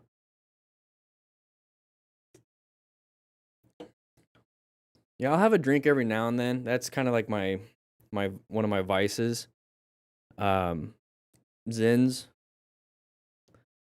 energy drinks. So caffeine, I got into nicotine last year. It wasn't what I always done, but caffeine, nicotine, a little bit of alcohol. That guy back there, cannabis too, which didn't help with the eating.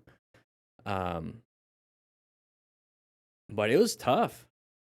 I would literally wake up, guys, I would wake up at like 6:30 in the morning, and I'd go straight to work. Well, no. I wake up, I'd take my dog for a walk, straight to work. So like 7 o'clock, 7 a.m., work until like 5, and then I'd be like, I got some energy. And when I say work, I mean I was out riding, filming, I was editing, I was doing live streams, I was on the computer editing and making videos. I was working towards building out the plan method and all these other things. And then about 5 p.m., I'm like, I know it's time for, and I wouldn't eat. Like I would just, I know some of you guys have done some gaming sessions where you're like, I'm not hungry. Oh my gosh. And I was just doing that. And then 5 o'clock, I'm like, okay, I should probably get off. I'll give myself 10 more minutes. And then before I knew it was 2 more hours. And then I'd go for a walk and I'd just eat a bunch of food, have like 3 drinks, and just sit on the couch. And here's the thing, until like 11:30. And that's because like I'd finally, and tell me if some of this is kind of applies to you guys. Like I wouldn't really officially stop working till like 8 p.m. So from 7 to like 8. Let's say 7 to 8. And then it's like 8 o'clock. I'm like, well, I don't have any time for myself to relax. So I'm going to stay up for 4 more hours watching shows and having a couple drinks and relaxing. Because I've been working all day and I haven't really had time to myself. So I'm going to spend 3 hours. And before you know it, it's like 11:30. And so then you finally fall asleep around maybe midnight, 1 o'clock. But it's terrible sleep because you just ate a bunch of food. You drank some beers. And so your sleep is kind of crappy. And then you wake up early and do it all over again. It got to a point where I did a sleep study. Because like I'm not getting sleep. I am so exhausted in the morning. That's when then you do caffeine and all, you just take stuff to like kind of get yourself back into work mode because you need it. And I did a sleep study and I had like a mild sleep apnea, snoring. I still snore every now and then. When I get into my 150s, I don't snore as much, but I grind my teeth when I sleep. But yeah, I mean, it was terrible. It was terrible. And it affected all my relationships too. So it's like, then I got divorced. And then I really focused heavily on workout, sleep better, wake up early, go to bed early, 8, 9 o'clock, latest 10. But if I do that, I need to have 8 hours. So if I go to bed at 10, I'm not waking up. I mean, I'm waking up at 6. Now I wake up around 4:30, 5 o'clock in the morning. And so it's like, stick to it, stick to it, stick to it. And then if it's like I feel like I'm falling behind on work, I don't trade my workouts. I don't trade the things that are balancing for me so I can get more work done. I just accept the fact that I didn't get as much work done in this week as I wanted to. So next week, then I take an audit and do a little after action review like we do here on the crashes. I do a little audit of my week. It's like, where did I waste my time? Next week, I need to reduce that waste and do more focus. And that's what I do. I don't take away, I don't work more and still waste time, playing video games or watching TV and whatnot, and then take away from workouts so I can do more work. It's like, no. I try to reduce the waste and maintain my workouts, maintain the physical activity and the diet as best I can. Don't take away from sleep so I can get more work done. No. You do better when you get the appropriate stuff. So that's what I do. I have to take meds at a 24-hour interval, and they put me to sleep. Been more strict with bedtimes lately, unless Dan is streaming. Then I say, yeah, where are you at? Colin, we got to get Colin to sleep. Don't have a donut, Colin. No donuts if you need to be going to sleep right now. It's 8:30. Oh, it's 8:30. Dude, hey, if you cut out in the next hour, we all understand. We all understand. Get some sleep. It's important. It's important. South Africa. Oh, my girlfriend's traveling to South Africa next, was it in 2 weeks? Quick question, Colin. Is it safe? I kind of have a little anxiety about it. Is there things that, I mean, she's going with friends that live there. I don't know exactly. I don't think it's like the bad. I have the itinerary. Oh, Cape Town. She's going to Cape Town. She's going to Cape Town. Is that? What are some tips that you would give?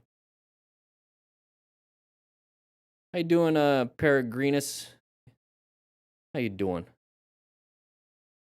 Yeah, she's going with friends that two of them are locals or whatever, and the other one used to live there and that she travels there all the time. So, I mean, it's not like she's just, I'm going to go there by myself. No, it's not that thing, but stay away from Cape Flats and any kind of township. Okay, Cape Town is quite good. Okay, because I don't know, I have to look through the itinerary, but, as the boyfriend, since I'm not going, I have some protective concerns. At the same time, I don't want to be like, don't go. No, go experience life, experience the world, but come back. Decreased slightly from the previous year, though. Crime levels. Yeah, I keep hearing about crime levels and whatnot. Yeah, that's what I'm thinking. Yeah, Colin, that's what I'm thinking. Keep your value. Yeah, I think she's done enough traveling to know to keep the valuables. Like, I don't even want her to wear a fanny pack. Like, somehow hide it wherever women hide stuff. Don't wear jewelry. Like, I think we all understand that. Don't wear jewelry. I don't even know if wear an expensive watch. Hide or like a Apple Watch. Like, hide your phone. I'm over here like, okay, where's the embassy and the consulate just in case something happens? Like that's. And then me, I'm always head on a swivel when we're out and about. So it's like, and I'm not gonna be there. The only people that robbed me at gunpoint were the police. Oh, great.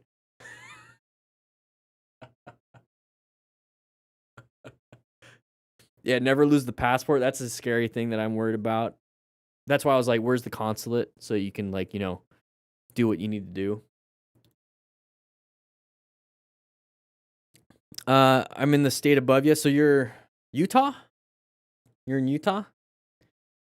I don't know about any safe riding groups, but we have a ton. Let's check out Discord. We have a ton in Discord. We're going to get to the stream, but I haven't seen you guys since last week, and I want to hang out a little bit. Sorry, guys. Terms and service. Okay, cool. Oh, okay, cool. Let's go to the Discord. Jeez, I haven't been on here in a while, as you can tell. I don't care about Valorant. I don't play Valorant. Let's hide that. Hey, look at this. Over here, we have Utah. Looks like it's something active. Okay, August 25th. So it's been a month. So if you're in Utah, check out the Utah people. But we have a lot of people. I mean, you got Arizona here. This one's always active. Yeah, this one was active since yesterday. General chat, definitely. I mean, it's going on right now. Hi. Let's do hi.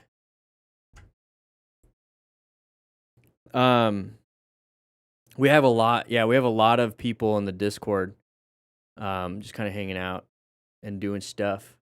I want to get back into it, but like I said, my main focus is the training manual. Once the training manual is done, I can now focus heavily just on community stuff. Dude, I love Lord of the Rings. I absolutely love Lord of the Rings. Quiz me on something. Solid. Quiz me on something with Lord of the Rings. So the Discord, it's linked in the description. Let me go ahead and post it in the chat. It's free to join. Oh, here, let's do that so that it's waving. So the Utah chat, yeah, no worry, caps lock, we can tell. You have to ask, and one of the mods will give you the Utah role, and you can join the Utah chat. I get to see everything. Oh, so it's Missy. There you go. So did they set it up to where if you go to ranks and roles, you can just...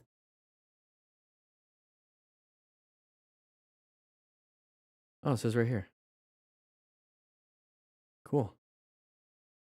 So you do rank Florida, and you get Florida. You get the Florida rank.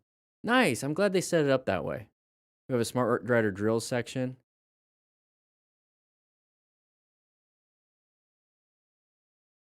Oh, should probably, let's see, what is this all about? Is this new?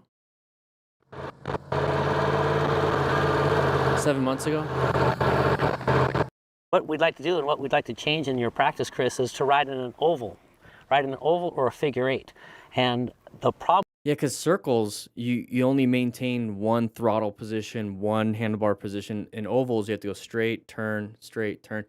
And then this is Chris Paris, I believe. I rode on the back of his motorcycle on a track, did 2 hot laps. Oh my gosh, it was insane. Figure eights, you're having to do change of direction. In your head, because it's so much better practice than riding in a circle. Yeah, you get to kind of run through the actual motions of cornering, right? There's always a point where he's a nice guy. He was a lot of fun. You're rolling off. I wonder, do I have the video? We're having fun here. We're sharing life. Let's go back to general chat. Let's see.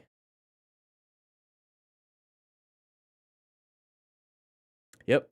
Hot lap. Did a hot lap. It's only a 2-minute video. The audio is not going to be the best. So that's Chris from the video. And there's me on the back.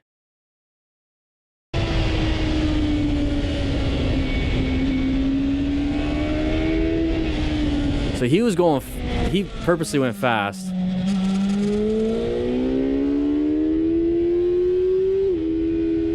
So Chris Paris, this is a straightaway. It was absolutely intense. I had the best tricep workout because he's braking, and I'm having to look at those triceps. I was having to like almost do a push-up to keep myself from falling on him. So I was trying to maintain a gap. But you see the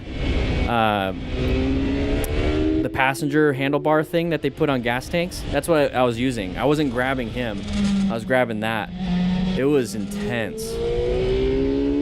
This was, he was like, we'll go as long as you can. After, like right about here, I was like, I want to quit. This is intense. But I was like, I'm gonna stick through at least one lap. And then once we got through that one lap, about 3/4 of the second lap, I was like, I put it away. I was done. So I had a full suit. I just put absolute trust in him. There's parts of it where the front end kind of just lifted up. We were leaning, and I was using my head too. I was trying to stay stable, but I was doing what he told me to do. He gave me a little brief at the beginning.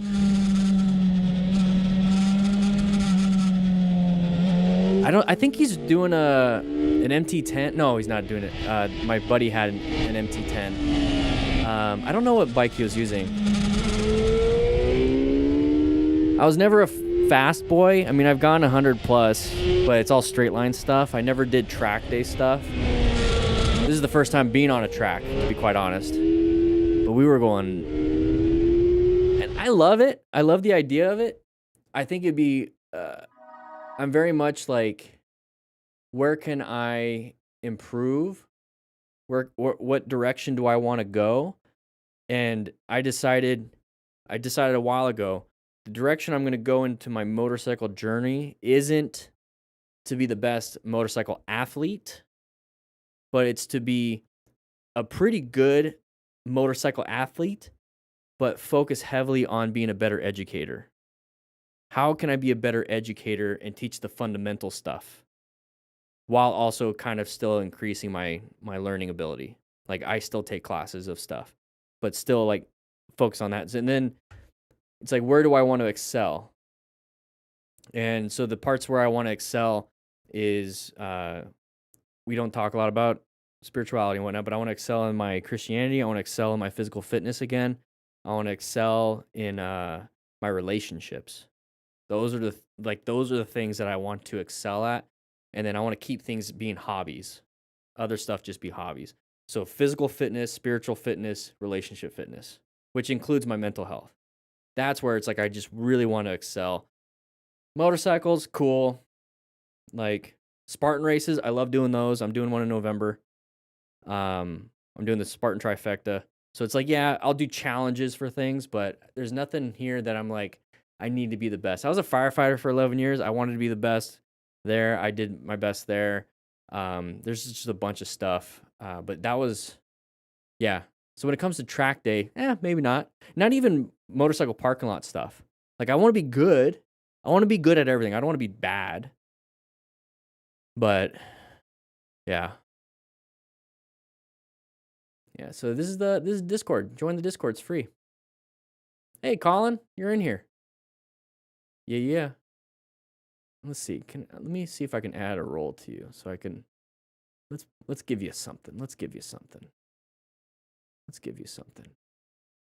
Not one of these. When you're South Africa, is there a South Africa one? I don't think we have a South Africa one. We have a lot of states. But that's not a good enough one. Let's get you. Colin, just tell me if you did. Did you participate in the games, Colin? Did you participate in the games? Just say yes. Just say you did one. Tell me if you did. You're not a participant? You're too honest. I'll give you a crew member. You're in here all the time.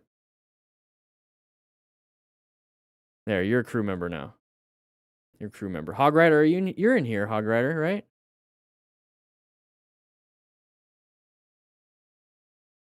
So now you got you have an orange name.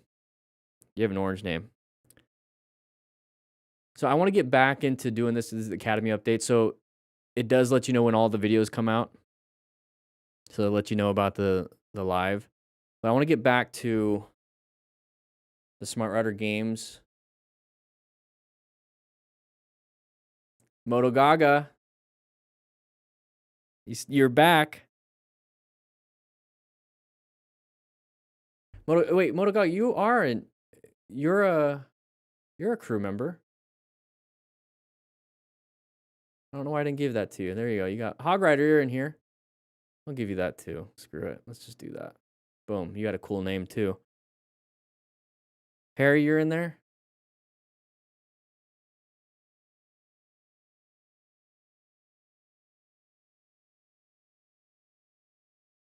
Let's give you one too. I'm in charge. This is oh, that's the beard. Look at that. Zach? Is that your name in there, Zach? Zach Sharp? All right, let's give you... I'm throwing it out right now. Normally, you have to be part of the Smart Rider crew. I mean, are you? Boom, look at that. You got it, too. You got it, too. It could have... You know, that's Family Guy, yep. Boom. All right. I look better with only guys say I look better with the big beard. I'm just saying. Just saying. Only guys say that.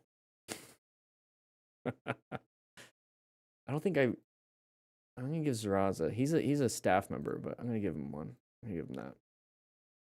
I'm in charge of this is I own the channel. I own the Discord, so I can do whatever I want. I can do whatever I want.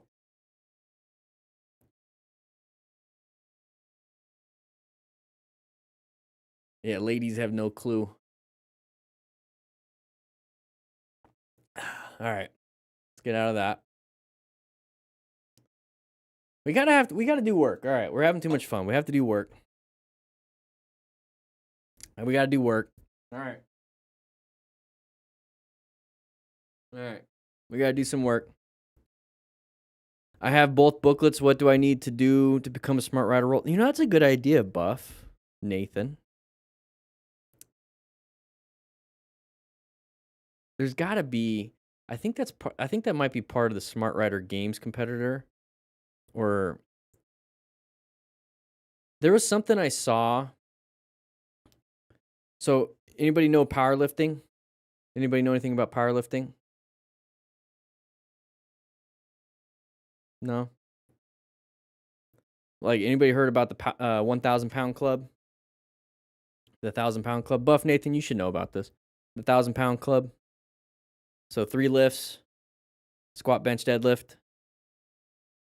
If you combine the total weights that you were able to lift, those 3 for 1 rep, and it's above 1,000, you become you get to join the 1,000 pound club.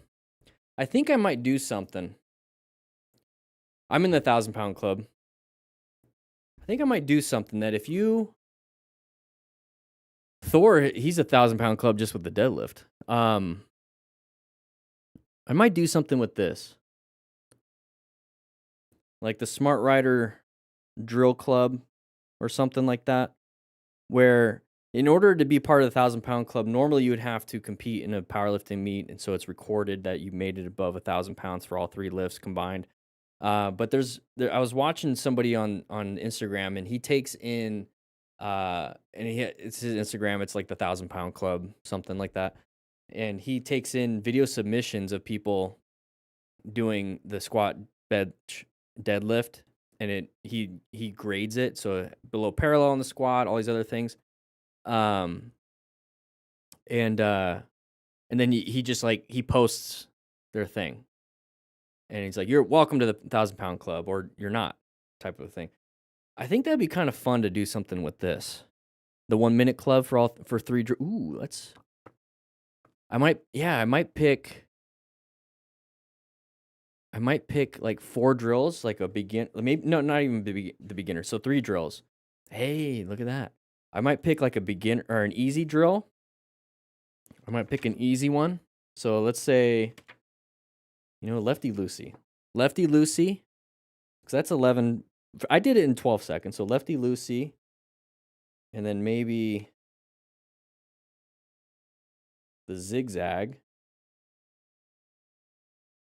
and then wait, no, because there's 4 left. So zigzag, rabbit ears,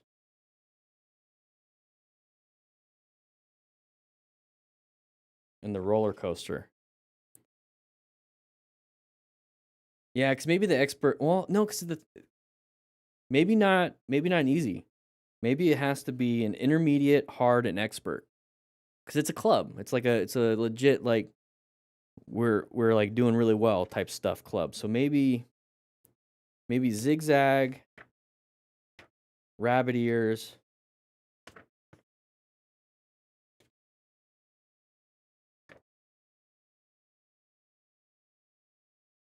and the roller coaster. If you can do that, because the roller coaster took me 20 seconds, 16 seconds for rabbit ears, so 20, 16, 36, and 16 seconds for a zigzag, so 36 plus 16, that's 46 plus another, so 52 seconds. 52 seconds. It took me 52 seconds. That might be too. I want to make it a little bit harder. Maybe triple threat. Triple threat. Rabbit ears. So triple threat, let's just say that's 19 seconds. Let's say that's 16 seconds. So 19, 16. 29 plus 6, 35. 55 seconds. You do the roller coaster. The total 55 seconds. That'd be kind of fun. And then you get a special roll. And I can post it. I got to give it a title though. It's not a 1,000-pound club. It's a. I don't know if you would want to. I don't know if you want to be a part of the 1 minute club. You might get made fun of if you're told that. But something. It's a good idea. Because remember what I said. Once the smart. Okay, we're talking forever. We're an hour and 42 minutes into this live stream. We haven't even started. Oh my gosh, guys. I love this. Because once the Smart Rider training manual is done, I really just want to do some community events and community fun, like fun stuff. You know what I mean? You know what I mean? But then there's got to be something. There's got to be something where if you do all 24 drills, and it's all videotaped and you make it all in one long video, it's going to take you about 45 minutes to an hour. It's going to be a long video. If you can complete that, you should get something. You should get something. You know what I mean? Good, Colin. I'm here too. But you have to go to sleep, Colin. I want to do virtual bike nights. Like, I'm just so focused on the training manual. But once the training manual is done, it's like just pure focus on the club, the Smart Rider crew. I did make challenge coins. I do have challenge coins. I still got a bunch. It's the old beard. And it's the DDFM crew, though. I might need to make more. That's part of the Smart Rider crew. And then you get like the pledge. This is an old one. I might need to make a new one.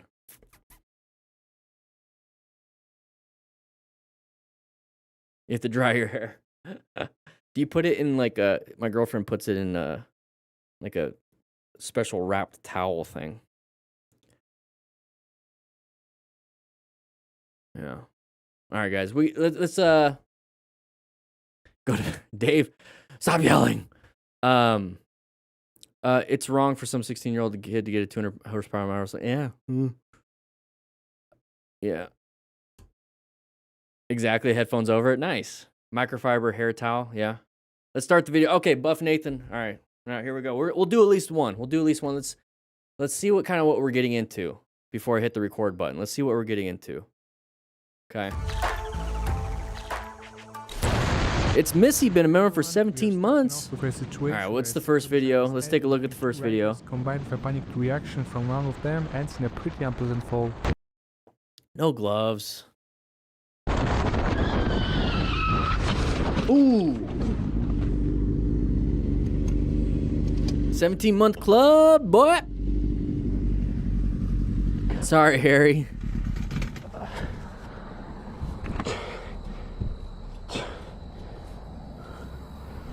It's Missy. 17 months is over 2 years.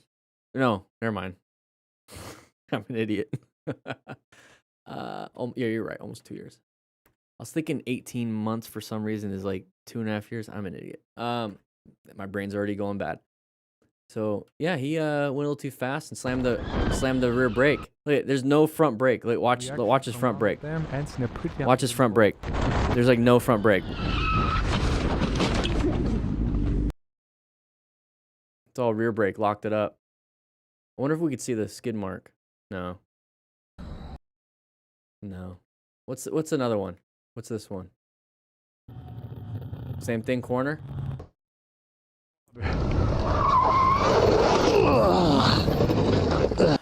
Crashed when somebody else crashed. This is a great example of when I tell people to like chill. Like, have somebody around the corner, like, slow down. Because somebody crashed, that's exactly where they're going to crash, too. Oh, crap. What else do we got? Yeah. That was somebody else's crash. All right, some wheelies. Yeah, boy. Yeah, boy. And we're going to loop it. Nope, we're just going to jump a curb. Nice little shoulder.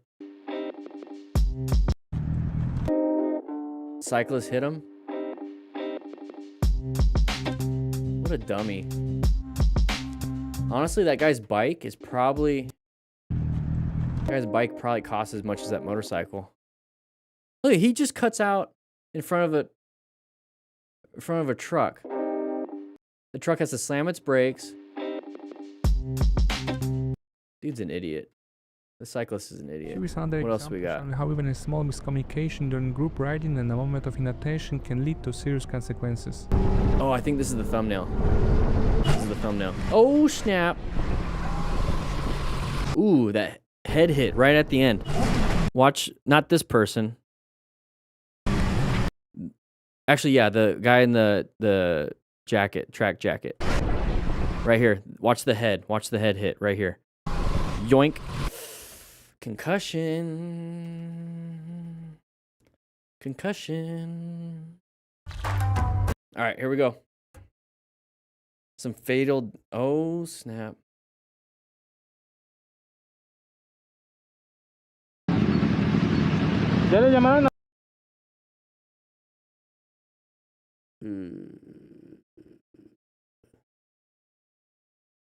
All right. So let's hit the record button in 3. I'm going to mention the drills probably after the first video. So I will do that. There's going to be a little ad read, guys. Got to pay the bills. So 3, 2, 1.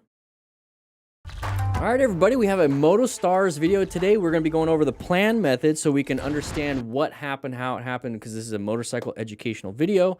So we're going to go over a lot of beginner rider mistakes, a lot of mistakes that these people shouldn't be making because usually it's beginners making it. So we're going to talk about it. We're going to go over it. We're going to figure out what happened, how it happened, and we're going to try to not make these same mistakes ourselves. Let's take a look at this one. We have a stop sign coming up. You saw that sign right there. Riding behind our buddy, not wearing gear. Wear some gear, no gloves.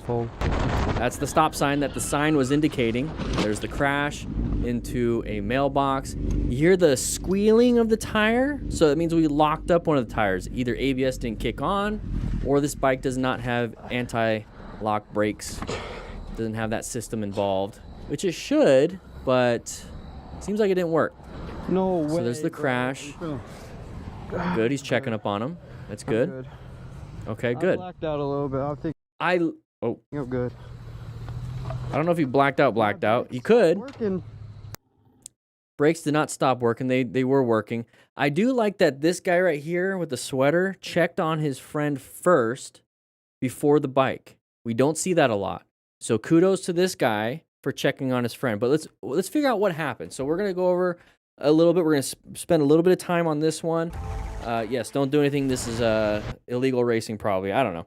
Either way, we're going to go over the plan method, okay? Position for safety, locate hazardous situations, assess relevant threats, and navigate active threats. Position for safety, we're going to focus heavily on line of sight, having at least one escape path available to us, and then also having a good space cushion. So this is a decent space cushion for what it is. We're riding in a group, or at least with our buddy. We're not side by side with each other, especially on the turns. I like that. This way, you're able to swerve back and forth to get yourself in a new position for safety. Let's say there's like some gravel or rocks you're able to move, and you're not side by side. Staggered is better, but in the corners, I prefer this. So we're coming up to here. Hey everyone. Part of the plan is locating hazardous situations. How are you going to know where hazardous situations are? Corners are hazardous for motorcycle riders because we failed to negotiate them. And then intersections. So when I see that there is a turn right there, the signage itself is telling me this is a corner. Okay, of course you could see it up ahead, but that sign will indicate it's a corner. It's hazardous for motorcycle riders. So it is a hazardous situation. So we had to find relevant threats. Now the relevant threat could be we're going too fast. Could be gravel on the road. It could be oil. It could be another car, whatever it is. Either way, if we're going too fast, that's a hazard. Also, we have an intersection coming up. That's what a stop sign's for. So these things will tell you ahead of time what you should be looking out for that you're about to come up to. And another thing I like to have is my phone. So I use Rockform. There's a link in the description for 20% off. I love it. It's a phone mount. It's also magnetic on the back. Anyways, I put it on my handlebars, and I have my GPS going. So just like in Grand Theft Auto or any racing game, you see the curves coming up because you have your motorcycle or you have your GPS on. So that's another way to see all these things. But if I see that there's a stop sign coming up and it's a curve, I'm probably going to slow it down a little bit. Situation where a simple misunderstanding between. So yeah, we're going a little bit fast here, but look at another sign right there indicating it's a T intersection coming up. So it's letting you know that something could be happening coming up pretty soon. So we're coming up to here. So I'm not going to continue speeding. Those signs are letting me know it's coming up pretty soon. So I'm going to start rolling off the throttle, maybe applying a little bit of progressive brake pressure to slow myself down. First off, I'm not going to put myself in a position of speeding too much, but that's the case. So we're coming up to here. There's the intersection. You can see the stop sign kind of barely, but there's the stop sign. So that means the intersection is doing this right here, right? So that means the intersection is there. So how do we stop? We don't slam the rear brake. Okay, like I said, I'm going to go pretty heavy on this first video so we can apply this to the next couple videos. I'm not going to slam the rear brake because your braking power on a motorcycle, you only have two wheels, is that once you start applying brake pressure, you start putting weight on that front tire. So it means less weight is on that rear tire. So if you're applying your stopping power on that rear tire, there's less weight, which means less traction, which means it's going to possibly slide when you apply almost all your braking on that right foot, that rear brake. So what you want to be able to do is utilize that front brake and do progressive brake pressure. So squeeze a little bit, squeeze a little bit, squeeze a little bit, squeeze a little bit, squeeze a little bit more, okay? You can do it quickly, but you want to get some weight transfer to that front tire, and you can squeeze a little bit more. You see on his right hand, he's not applying any. I think he starts a little bit, but then he releases it, but he's slamming that rear brake. So for car drivers going into motorcycle riding, so if you're a car driver currently and you're like, I want to ride a motorcycle, what we typically do in cars is we have your right foot on the gas pedal, right foot to switch over to the braking. And so what people tend to do when they panic in a car, oh, brakes, right? That's all you have to do. So when you go from cars to motorcycles, it's a natural habit of right foot brake. That's only rear brake. You need to transition your mindset into stopping is right hand. Okay, roll off the throttle, right hand, pulling the clutch. So here, there's that front brake, but he's already squealing on that rear tire. You're going to watch him release the front hand.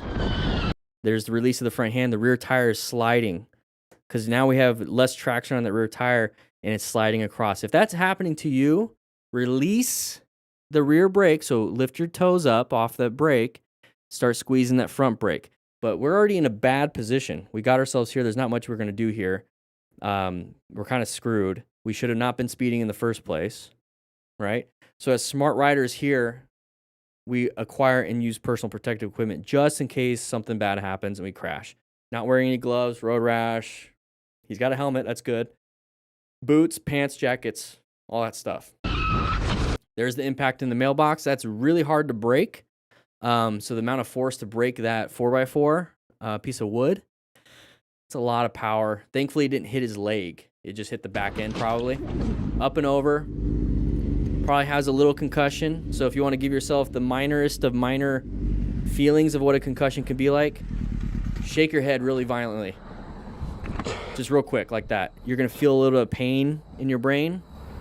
If you do that, that's your brain hitting the sides, the insides of your skull. Good. Now imagine hitting the ground really hard and tumbling. It's doing that really hard, and that's what a concussion does. My brakes stopped working.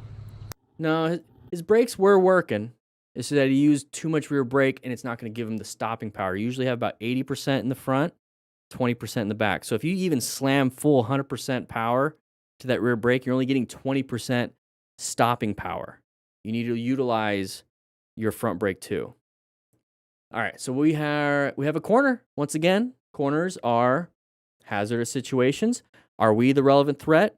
We have to navigate active threats, and we'll talk about that. So we're coming around the corner. Oh, everyone's slowing down, but not us. And there's somebody there. And a crash. Now what happened? I think there's a little bit more. Maybe we have some more here. Okay. I'm going to try to get a good frame. How would you react in a moment like this? Okay, we'll talk a little bit about that. Is there more? Is he okay? He put his helmet on the ground or his head fell off. All right, let's go back a little bit here. So we're going through a corner, right? Okay, we're going a little bit fast, 102 kilometers per hour. That is about 60 miles an hour-ish, 65. So we're coming through here. It's like, oh crap, a car. So he's going to find his escape path. Well, I'm going to go to the right side of the car and get on the shoulder. Oh crap, there's somebody there. We're kind of screwed. So we're going a little bit too fast in the corner. Located hazardous situation corners, right? We're going a little too fast. We're the relevant threat. How do we navigate? Oh, we're going to go ahead and go on the shoulder. Oh crap, there's somebody there. Straighten up the handlebars as best you can. Apply the brakes as best you can. Maybe try to avoid as best you can. Not much you can do here. But why were people stopped? So we're going to have that issue. It's like, oh, they shouldn't have been there. Well, they were stopped because if you look right here, somebody else crashed. Somebody else crashed in the corner.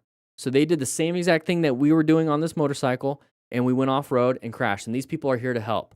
So when it comes to rescue, this is another thing that we talk about here is remaining calm, ensure your own safety, stop major bleeds, and quickly assess the severity. This kind of gives you an idea of what the severity is. But when it comes to this, ensure your own safety, look for hazards. So if you're over here, if you're this person, if you're these people, helping these people, get yourself in a better position for safety. Okay, plan method still works, but ensure your own safety. Pull your car off to the front onto the shoulder. Also, if you're this guy, move up ahead and pull off a little bit further ahead. Or, let's see if we can get a photo, or not a photo, but right here. You have that guy on the motorcycle that's on the shoulder, right? Have him do a U-turn, come over here, park his motorcycle right here, stand right here. So here's him, right? Stand right here and tell people to do this. Talk to each other on your Cardo Pack Talk edges, okay? There's a link in the description for a discount for that, 10% right now. Sometimes they do sales for 20%, but 10% right now. Talk to your buddies from there, over there, and be like, hey, and they're like, hey, we got everyone, he's fine, blah, blah, you can come back. Okay, cool, you come back so you guys can communicate, but do this around that corner. This will make it to where we will start slowing down. We're like, hey, that's kind of weird. We'll start slowing down already, and so then when we come around the corner, we aren't going to hit the people like we hit here. Okay, so what this person right here is doing is ensuring the safety of people on scene helping, which also prevents anybody acting kind of fast and dumb from coming around the corner too fast and possibly crashing in the same exact spot that person crashed. Okay, and so if you want to learn how to do this U-turn part right up here, so you do a U-turn, right? You do a U-turn in the road. You're coming up here, do U-turn in the road and come back. If you want to do it quickly and do it better, guys, I also have that here, the Smart Rider motorcycle training drills, 24 different drills. It gets harder and harder and harder, but you only have to set up your cones once right here. Set up your cone once, 10 cones. I sell cones too. You can just get 5 tennis balls cut in half. You can practice your U-turns, practice slow speed stuff so you can do it really quick in the middle of the road. so you can get to over here and start stopping people. Links in description, discount, 20% off. Links in description. Go practice 20. It comes with a digital version, so you can actually put it on your phone. Like I said, with the GPS or with the rock form mount, it comes on your phone too, and it has QR codes in the booklet itself, and it has clickable QR codes on the actual PDF too. So it'll take you to videos of me doing it and demonstrating it, showing you how to set up the course. Boom, boom, done. Okay, but I want somebody right here slowing people down so this doesn't happen. Okay? So that doesn't happen. There's a lot of information. There's a lot of tools to prevent a lot of these things. This doesn't have to be the reality of motorcycle riding. We can change that up. So links in description for all those discounts, the Bluetooth, the rock form mount, definitely the drills. I sell the digital version only, this version, and a cone version too. All right, so we're gonna go do some wheelies though. High skill, high risk, okay? You do what you wanna do, that's fine. Wear gear, please. Try not to hit anybody. I prefer if you do it in a parking lot. Shoulder pain, shoulder, ouch. So good. Yeah, you are. Good crash protection on the bike and whatnot. Ooh, cyclist. Oh, hit us. Idiot cyclist. I mean, these cyclists could definitely use the plan method. Intersections, dangerous for motorcyclists, dangerous for people, to be quite honest. But this dude just literally goes from, he doesn't follow the road rules. He's supposed to stop. Let's go back to that. If he was following the road rules, right, he would stop like everyone else. He wants us to pay attention to the road rules and share the lane, but he's not sharing the lane with cars. It's stupid. This looks like California, San Diego, possibly. And so he's going to go through the stop sign, almost get T-boned by this truck, not paying attention, hits us in the back end, knocks us over. Idiots. They want us to follow the rules, but they don't follow the rules either. I don't know. On cloud shoes, wear full gear. That's not good enough. Not good enough. Here is another example showing how Talking to each other on our car up pack talk edges, having a good time, riding on a group, passing each other. Consequences. Looks like the car is part of the group. Oh! Car is part of the group. Oh! Bike's gonna keep going. Bike wants to stabilize. Oh, it's gonna hit him. Oh my.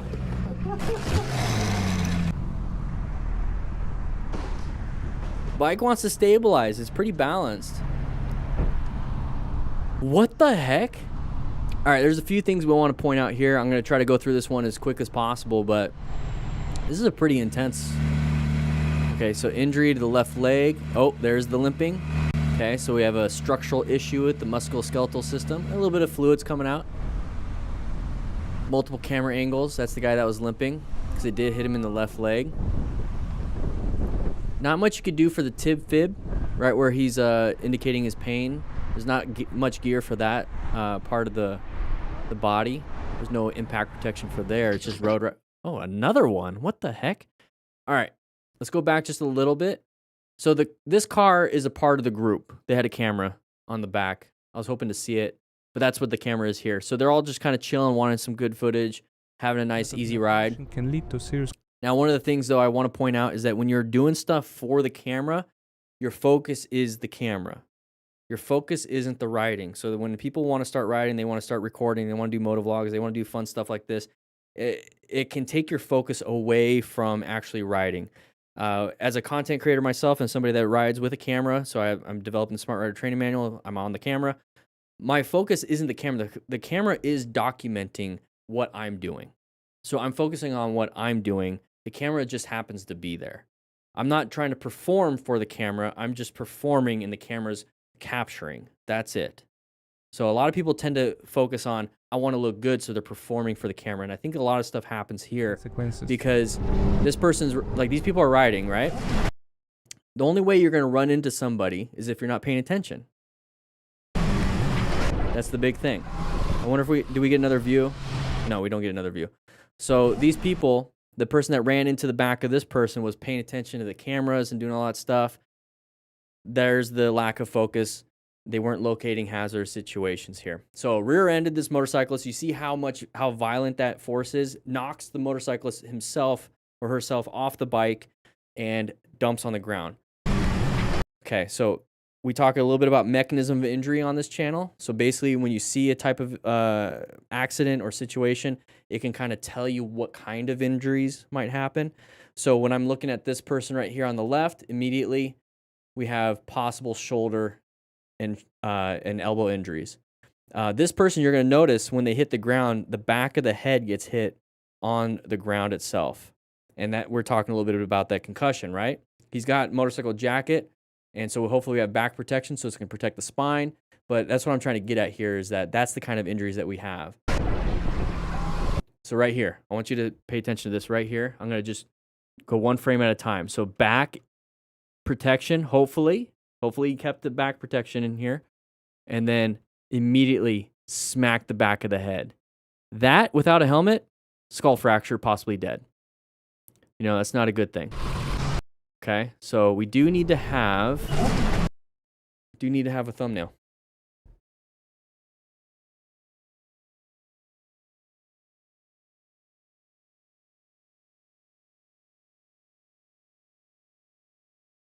I don't know which one I'm going to use, but we'll use one of those. And so then the bike wants to stabilize. Gyroscopic perception, it wants to stabilize. When we start doing inputs, that's when a lot of it crashes. So the bike's actually stabilizing. It's just that it's going to lose inertia, lose momentum because there's no throttle. So once it gets to a slow enough speed, it'll just kind of fall over. So it's starting to fall over to the right, where this person is. And so when I say mechanism injury, right, the bike's going to impact his left leg. He's already got a side stand down. He's doing well. He's not anticipating the bike to hit him. So this is kind of a freak accident, but it's going to hit his left leg. Boom, right there. Knock him off the bike. Crush his left leg a little bit. Do not look up degloving injuries, traumatic degloving injuries on Google with the safe search off. Trust me, you don't want to do that. So that guy's running kind of weird, but still, that's fine. So left leg injury. That's where he has the left leg. So where it impacted, possible tib fib or fracture to the soleus or the gastrocnemius, which is the calf muscle. So it's going to cause pain. He's not going to be able to walk on it. So now we have multiple injuries. Hopefully it's just a bruise. But yeah, we have another impact right there. Another impact right there. Not paying attention possibly. New rider. Yep. Not paying attention. Look at where her head is moving. So it's as simple as that. A quick head check to see about merging traffic. And then all of a sudden perceived reacts, not enough. So checking, yeah, she was checking for merging. Now, why would the guy in the front not continue his flow of traffic or his pace? We don't know. He was stopped. It was almost like he was stopped. It's almost like he stopped. So right there, right knee injury possibly. But wear gear just in case that happens so that you're able to protect yourself. He was probably stopping because traffic was going right in front of him. Overall, pretty terrible situation. All right, here we go. Riding, yeah, knee down, boy, low side, into the guardrail. That's going to be a copyrighted song. This dude is just kind of hanging out there like, what the All right, copyrighted song. I'm going to go ahead and mute that real quick. Oh, we smoking, baby. Hey, new bike now. Hopefully you have gap insurance, full coverage. That'd be great. My big concern here, yeah, we're riding, we're having a good time, full gear. Great, love that. But when we low side, okay, we're going to be sliding. Okay, gear is going to protect with the abrasions, it's going to protect with all that stuff. My big fear is this part right here. See that curb? See that guardrail? Imagine getting your legs or part of your torso immediately stopping in between that. So that impact, see what I mean? Immediately stopping, breaking your legs. bilateral femur fractures possibly. So what do we have on a track? And hopefully we get to see a track video in this video. I haven't seen it yet. But on a track, if we're doing this and we low side, we're just going to go into the runoff area. We're going to go into the gravel, the grass, whatever it is. We don't have guardrails that will immediately stop us. We're going to slow down and stop. So hopefully we have a track video that we can watch in this video. But he's walking, that's good. So what happened in the low side? Leaned a little bit too far, lost traction on the tires because we're going fast and leaning far. All right, here we go. Maintain a space cushion. This is the person turning left. There's the indicator.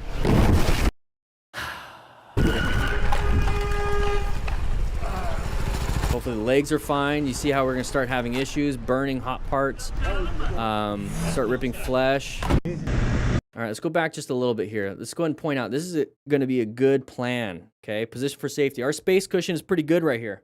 I like this space cushion.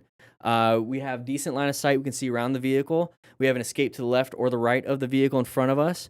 So we also have, with that space cushion, enough total stopping distance if we're paying attention. That's that perception reaction time. So the space cushion is just the cushion in front of us, to the sides of us, and behind us. We can't really control too much of the behind, but at least to the sides and front. So we're coming up to here. It's an intersection, though. Hazardous for us. We're planning our ride. We locate a hazardous situation. Let's assess if there's any relevant threats. This guy's slowing down. We're getting closer. That means we're getting closer. That means he's slowing down. It means we're maintaining our speed. So we have to start looking for signs. This guy has an indicator to turn left. We should not be getting in between that. We should also be slowing down, slowing down, slowing down. They turn left. Now we can go. Okay? Go with the flow of traffic. Very simple. Don't make this mistake. Don't think that you have to pass. Now, a lot of people, okay, we can say this guy's an idiot. We can say that. But a lot of people, what I've recognized with beginners is that they're scared to brake. They're scared to apply the brakes because they don't trust their skill of slowing down and applying brakes. So a lot of people tend to just keep going and just hope for the best. That's a terrible strategy. Learn to practice your brakes, and that's what you can do with the Smart Rider training drills. You can practice your brakes because you're making turns, you're doing slow speed stuff. So practice your brakes. It's not going to be like, oh, I apply it, I'm going to fall down. No, that's what progressive brake pressure does. You're applying it gently, gently, gently, gently, more until you slow down enough to kind of get away from the situation. All right, here we go. Space cushion. This is exactly what I'm talking about when it comes to position for safety. You see how you can't see around the truck or the bus very well? I get it. You kind of get close because they're going slow and you're like, now I'm close. Now what do we do in this situation to increase our line of sight, increase our space cushion? Just roll off the throttle and keep a good gap and then just maintain the same speed. You can maintain the same speed with a good gap just like you can maintain the same speed super close. He's maintaining the speed close, roll off the throttle, now maintain the speed with a gap. Oh, but I don't want anybody getting in front of me. It doesn't matter. If they do, then maintain your speed with the new person. Then when it's time on a straightaway, sure, go ahead and pass if you want, but there's no point in being this close. The rider decided to take the risk in overtaking this spot, which turned into a very expensive. Because he thinks he has good visibility around the corner, but you can't see around these.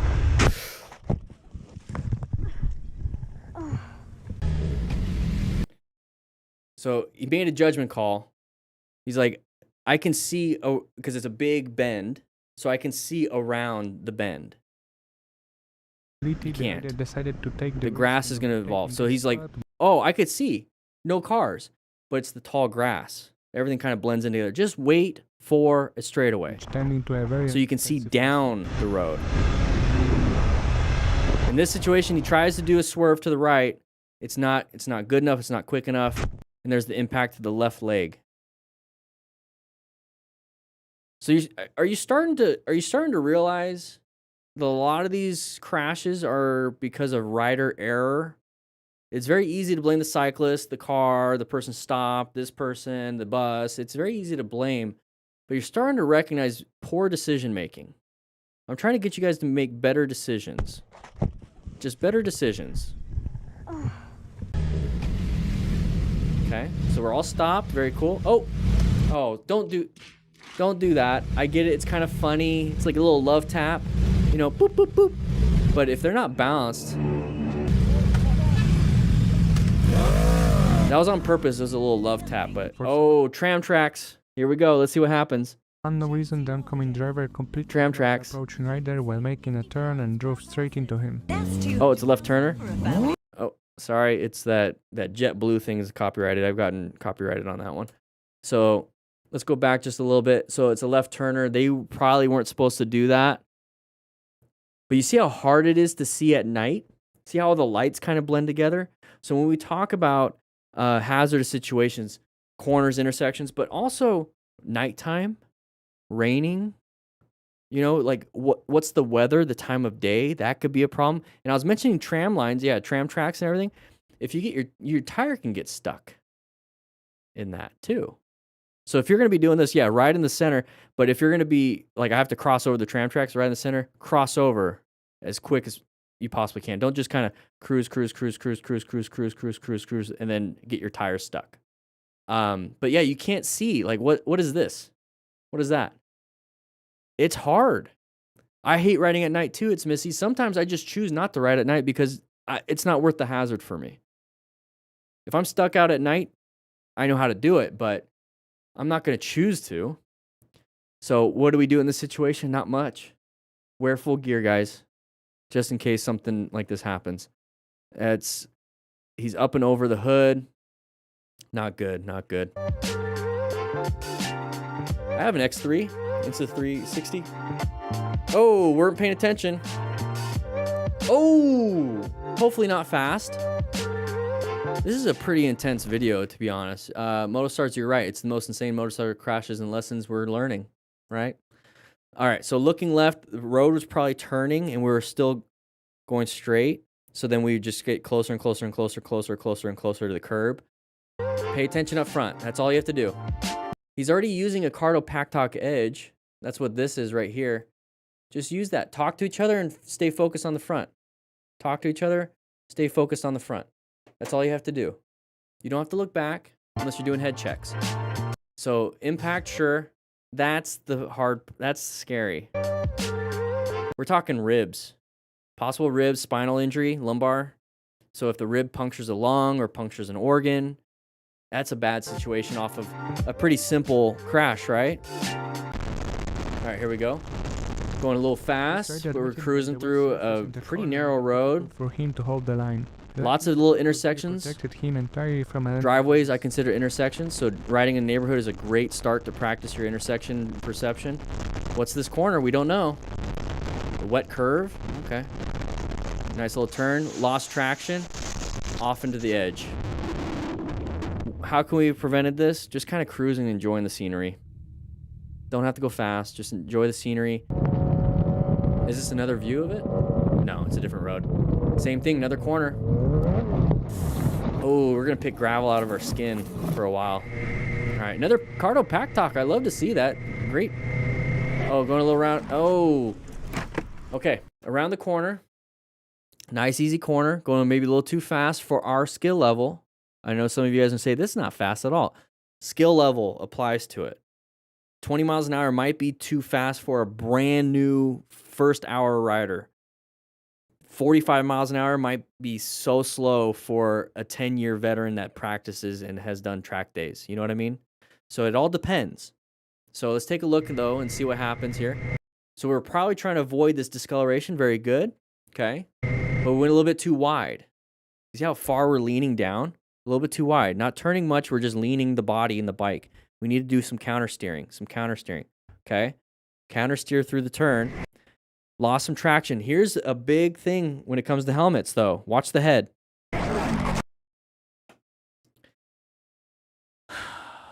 When I say helmets, though, I say full face.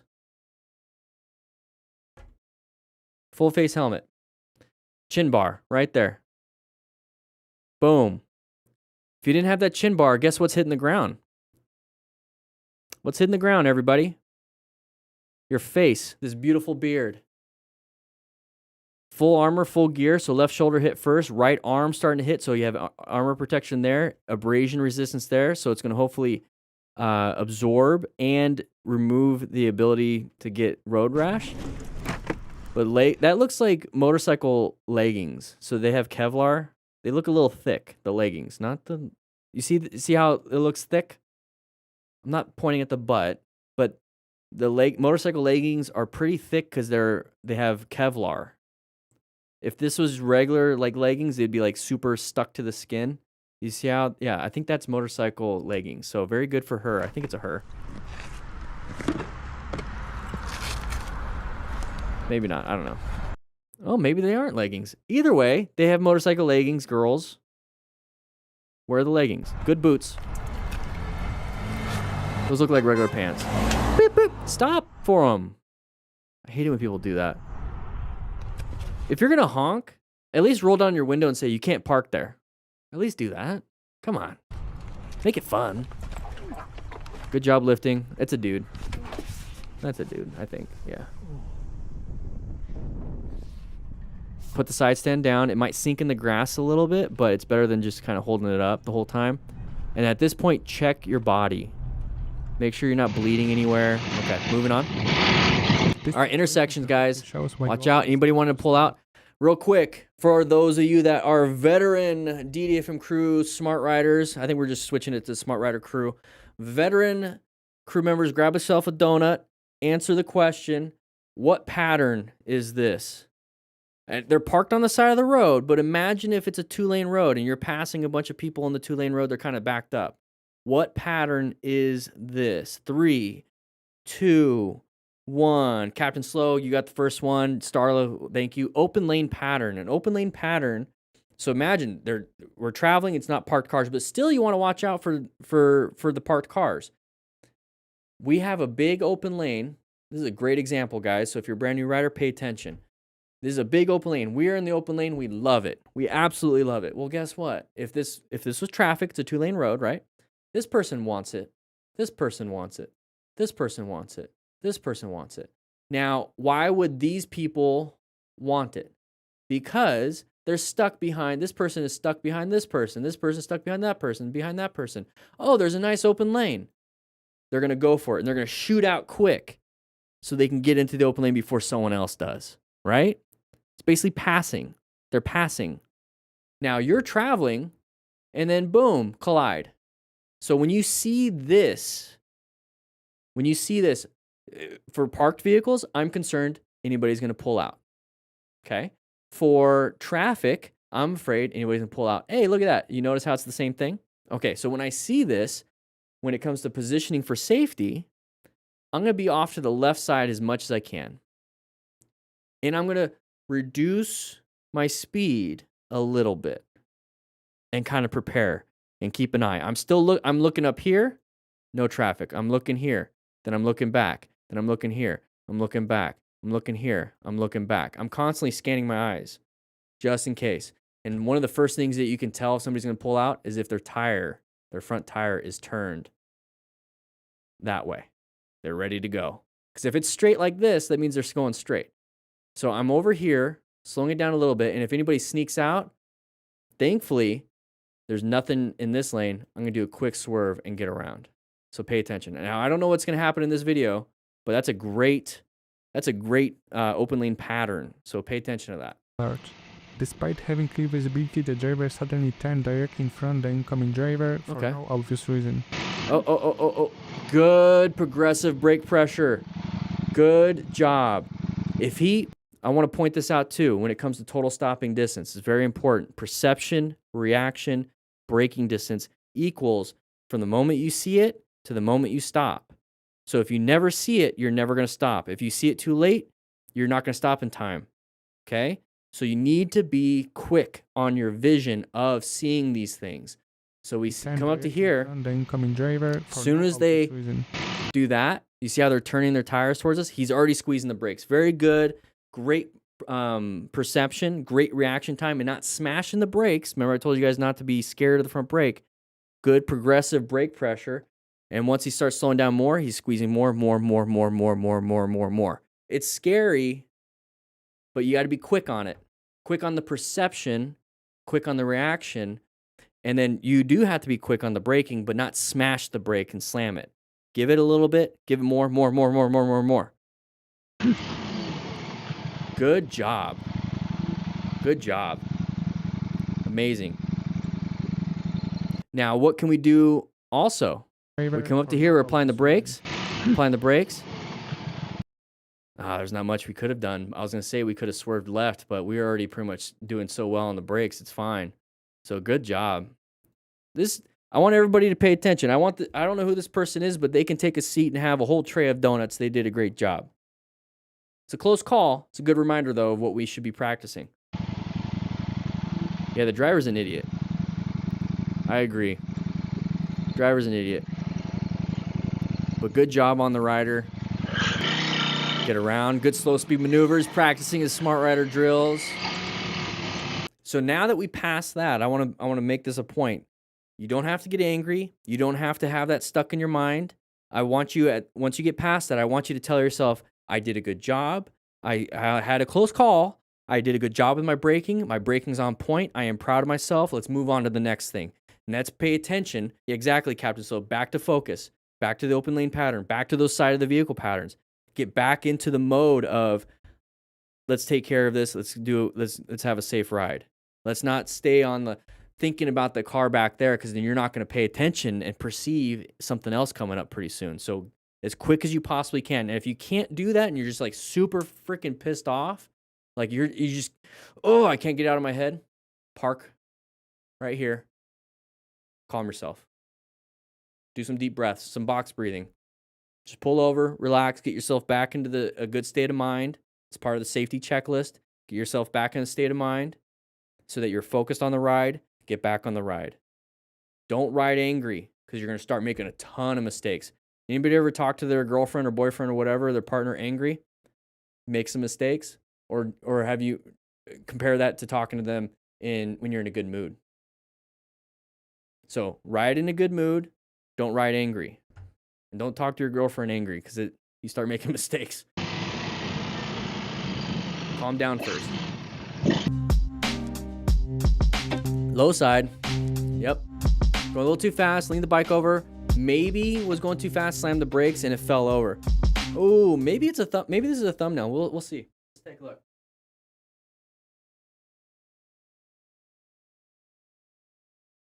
I don't know. YouTube does ABC thumbnail testing, so we might do that one too.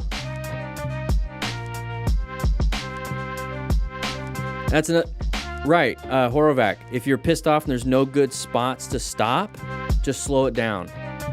Slow it down, and because you don't want to ride faster, just like slow it down. That's a good point. All right, what do we have? Somebody pulled out in front of us. No turn signal. Oh, this is a great video. I love this. Yeah. It's because a lot of people don't want to take responsibility and accountability. And you can't teach people that. They have to learn it on their own. So here's a good thing. So the person comes over. There's 3 things you can do in an emergency situation. Emergency brake, emergency swerve, emergency accelerate. We can't swerve left. We can't swerve right here. We're already super close. If we apply the brakes, they're just going to run us over, right? So this is a good example of emergency acceleration. Give it a blip to get out of there, and then roll back off when you get past the situation. So when we get to this and you see this person come out, not much you can do. If we're going slow speed, maybe stop. You could. Slow speed. Be very easy to apply the brakes. But let's say we're going a little bit faster, right? Give it a blip to get yourself out of there. We're on motorcycles. We can do this. Give it a blip to get yourself out of there, and then roll off the throttle when you get past it so you get back to the appropriate speed. But this is a good example of that. So give it a little bit. And since they stopped, everyone else can kind of get through. That's pretty good.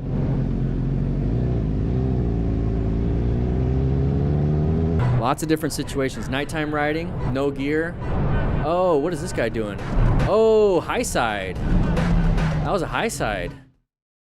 So he either a mechanical failure. Oh, tram track. Tram track. Tram track did it. You guys see that? All right, he's going to go rescue. He's not getting up. That's not good. All right, let's go back just a little bit. You see that line right there? It's a dark line. There's 2 of them. It's a tram track. So we talked about tram tracks at the beginning. There's the tram track right there. He he went on the tram track and it caught his tires and it flipped him.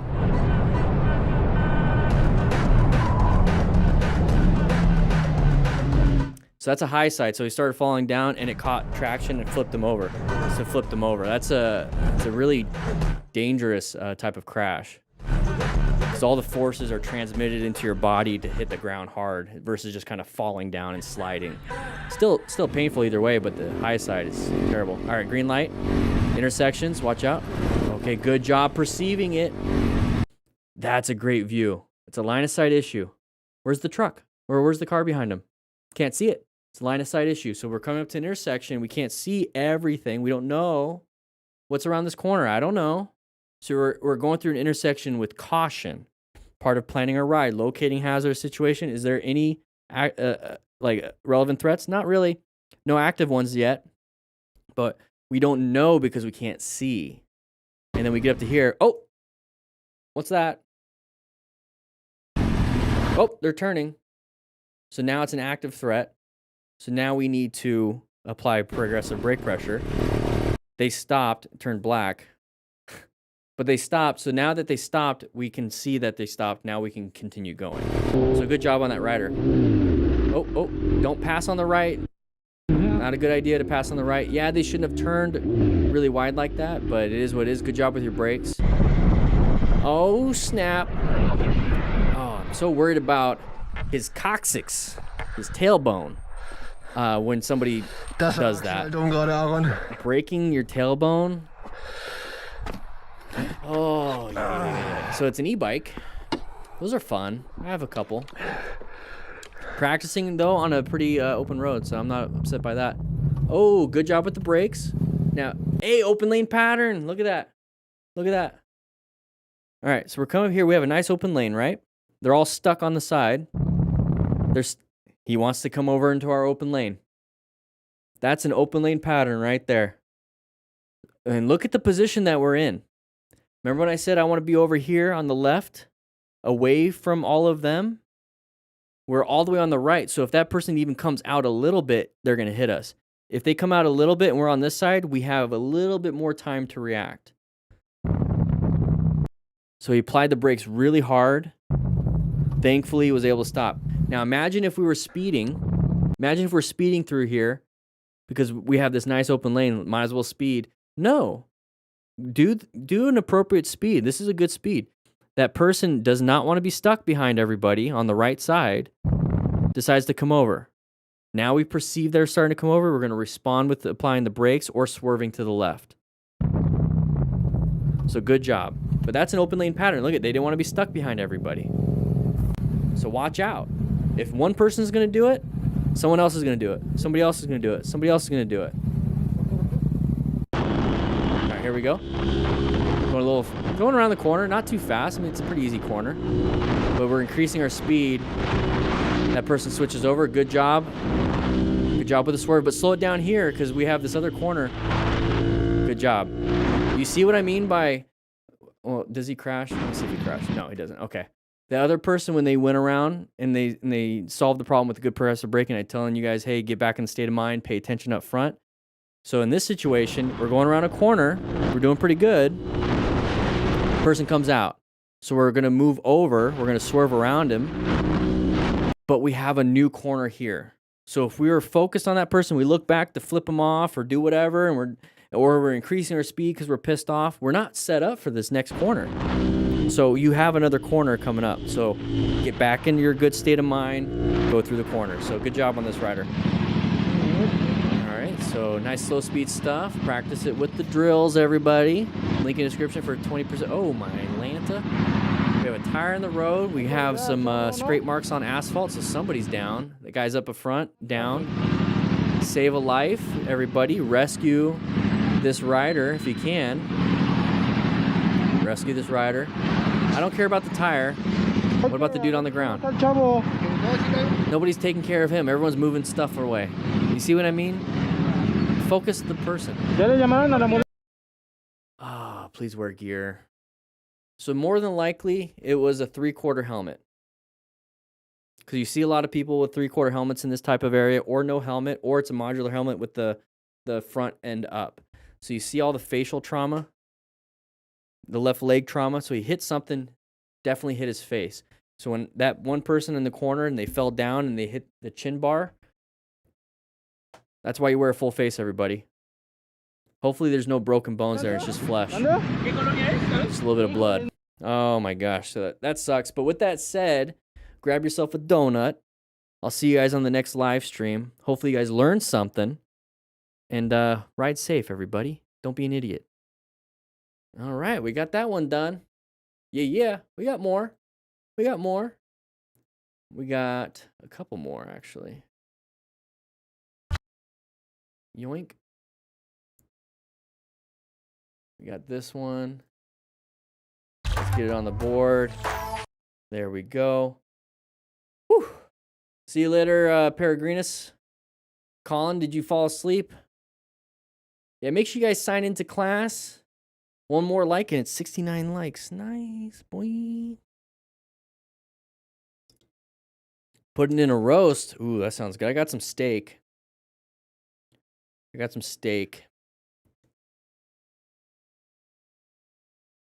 Happy to actually catch the live stream again. Happy to have you here. Yeah. Boy. Not yet, Black Cloud. We got 2 more videos. But I'm going to try to... We spent an hour and like almost 2 hours just chatting at the beginning. So people are going to be like watching the live stream like, when does it start? We're 2 hours and 36 minutes into this. We got to power through some of these. All right, so we're going to go through this one. Real quick. We're going to start this up.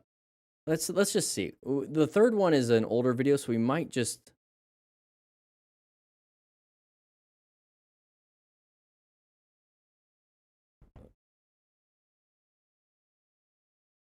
Ooh. I was going to say, we might not spend a lot of time on it, but we got one right here.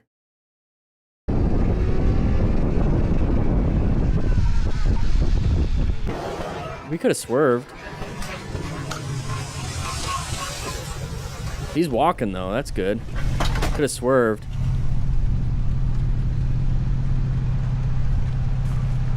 Idiot truck driver, though. Why are you doing a U-turn right there? I got nothing to say to you, bro. What the f you doing? Oh, I was just trying to turn. Well, I think we figured that out. The fact that, you know, I try to look at it from a point of view, the simple fact that he's like, I have nothing to say to you, means that he's able to say something. You could always find gratitude somewhere. I'm able to talk. Oh my gosh. This is a crazy crash. I'm able to talk. Pretty thankful. You know? Let's see. Is there anything else that's crazy? I mean, that guy's on the ground. What else? This person's... It's a track, though. So, no guardrails. No guardrails to hit. What else is there?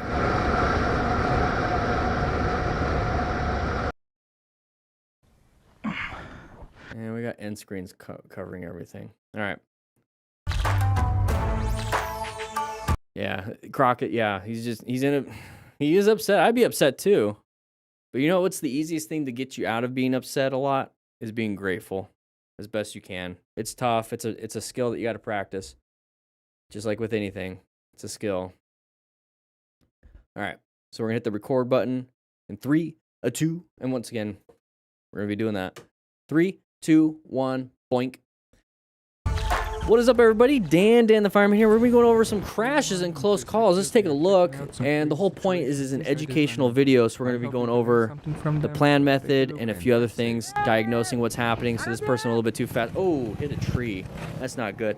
So a little bit too fast in the corner. Let's see if we can get some... Let's see what happens. Okay, he's not getting up. So... Okay, let's go back a little bit here. All right, so we're in a group ride. Okay, we're going a little fast, maybe a little bit ego's playing into it. So if you're a brand new rider, make sure you ride your own ride. So if you fall behind, that's perfectly fine. It's not a big deal. Talk to each other on your Cardo Pack Talk edges. Okay, there's going to be links in the description for everything I'm talking about, and all of them have discounts. 10% off for the cardos. Just tell them, hey, I'm falling behind. That's it. Not a big deal. If you're in a good group, good friends, they're going to understand, especially if you're a new rider. Okay, and ride safe. Okay, so a lot of us went wide. It's not just that one person. So he was probably following the lead and wasn't riding his own ride. Putting your foot down is not going to help. Commit to the turn. That high impact, that left leg. I'm concerned about his left leg, concerned about any head injuries, spinal injuries. Overall, terrible situation. So we're going to move on to this one, though. Going really fast. Speed was definitely the main issue here. The rider couldn't stay on the road and ended up hitting a concrete wall. All right, everybody, here we go. We're going to watch somebody hit a concrete wall. So when we see speed was definitely a factor, what should we do differently? Maybe not speed so much. 113. I'm assuming that's miles per hour. Okay, we're going to hit a bunch of these expansion joints, and they're going to mess us up a little bit. And we're going to hit the wall. Big fear of, flying off. Kept it up. Pretty impressive. Because usually when you hit the right side, you're going to hit that front brake, and it's going to cause issues. Okay, engine shut off. Pulling over. Double check any injuries. All right, cool. Moving on. This is how I ride. Just kind of cruising through. Nothing crazy. Not going fast. Trying to keep the bike up, so I don't know if we're going to go off-road. Yeah, we are. I don't go super fast. I enjoy the weather. So that's going to be kind of hard to get up. So you want to be able to rescue yourself. So remain calm first and try to get yourself out of there. All right, roundabouts, intersections. Real quick, I want to point out, this is the plan method. This is what we go over all the time. Intersections are hazardous situations. So we're always going to put ourselves in a good position. So a decent speed. We're looking for escape routes, space cushions, and good line of sight. But intersections and corners, so far we've seen corners. Intersections and corners are hazardous situations. So you're looking for any relevant threats. Cars, potholes, road surface stuff, whatever it is. And then we're going to navigate those active threats with emergency acceleration, emergency swerving, or emergency braking. Okay? So hopefully we don't get ourselves into that active threat scenario. But if we do, that's what we can do. So let's go ahead and chill going through this. Watch for any road surface debris. I don't see anything. If we're going to maintain this curve, we shouldn't go fast. So I'm assuming a low side. Let's take a look. There it is. Okay. You can go a certain speed. Not too sure what caused me to slide here. Maybe too slow or too much lean angle. I'm a relatively new rider, so feedback I'll take. Okay. We're going to go over this one. Let's see. Is there any more before we go over it? So Kiro Nova, go ahead and take a seat in the classroom and grab yourself a donut. We're going to go over your video. And if you want to take this video and post it on your channel, go right ahead. Go right ahead. So let's take a look. So we're coming up to here.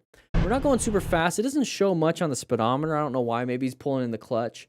I'm assuming that might be the case. I'm not too sure. Because we're in third gear going 0. No, he's not pulling the clutch. Okay.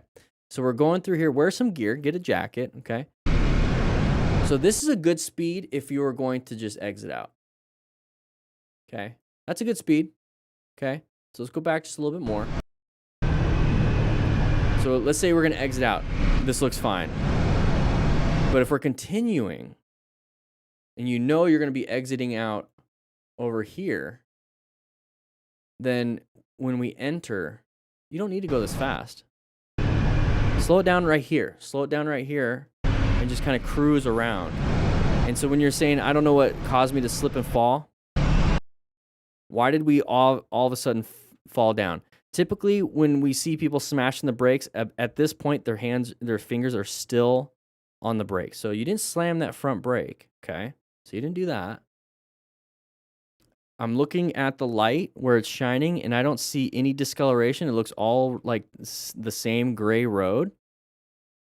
So more than likely, your motorcycle inputs caused it. So you probably started doing some direct steering. Okay, we're coming up to here. You're doing counter steering. Let's go back a little bit more.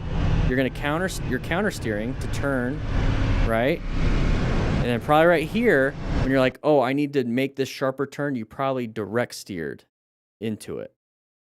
You need to continue counter steering.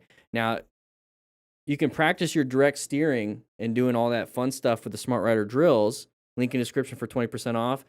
10 cones, 5 tennis balls cut in half. You set up the cones once, and you can just do any of the drills. There's QR codes on each of the pages, so it shows me doing it, so you know what to do. It also comes with the digital version you can put on your phone, so you can put it on a phone mount.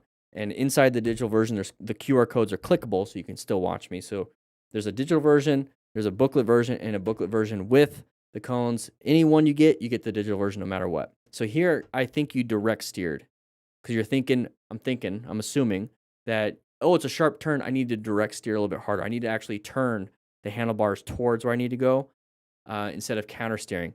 If you're not, you said you're a new rider, so you might be concerned with your turning ability. So you went back to what you would do at the beginning, which was direct steering. So you need a little bit more practice. This is why in the Smart Rider drills, I have the orbit drill. You go around it 3 times. So you're practicing your counter steering the whole time and keeping a good throttle hand. So you entered a little bit too quick for your skill level, and you should still be able to counter steer through this. But I think you direct steered. See how the handlebars and the triple tree is a little bit turned in?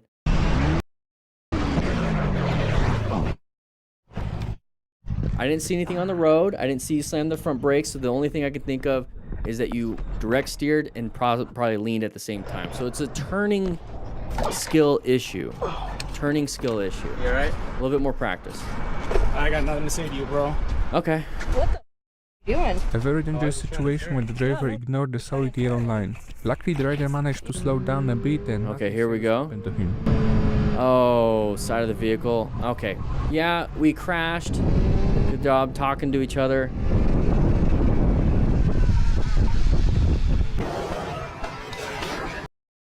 Oh, shoot. You know what we got to do, guys?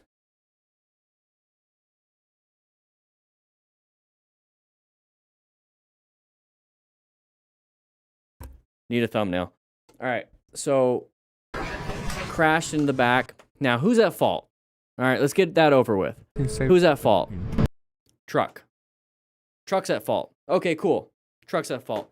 Who's hurt? Who has a fully demolished bike? We do. Truck just needs a little bit of repair. Okay, cool. So who loses still? We do. So who's safety? Like who's responsible for our own safety? You, your own person. I'm responsible for me. Okay. So at the end of the day, it doesn't matter who's at fault. I need to not crash. Okay, so we get up to here and we crash. Okay, we're just slamming the brakes. We have all this road. So remember what I said when it comes to planning a ride? We're locating hazardous situations. Hey, side of the vehicle, they're pulling out in front of us. Hazard, is it a relevant threat? Yes, it is. Is it an active threat? Yes, it is. What do we do with active threats? Emergency swerve, emergency brake, emergency acceleration. It looks like he's just doing emergency braking. Okay, he did one of those. Is it the best tool? If you have a nail, are you using a screwdriver? You're using a hammer, right? That's what you're doing. If you have a screw, are you using a hammer? No, you're using a screwdriver. So if you have a situation like this and you have an open spot right there, let's not apply the brakes or emergency accelerate. Let's actually swerve into the open area. Okay, so he's applying the brakes the whole time. We could have swerved.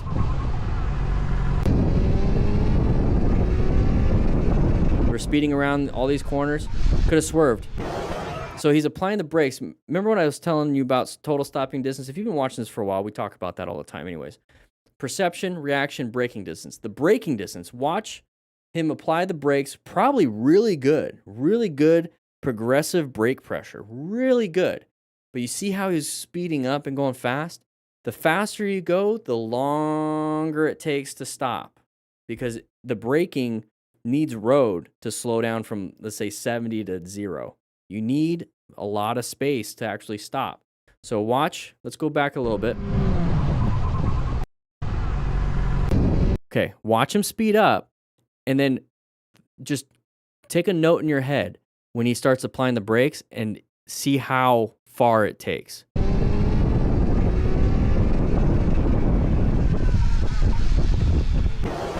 Still crashed.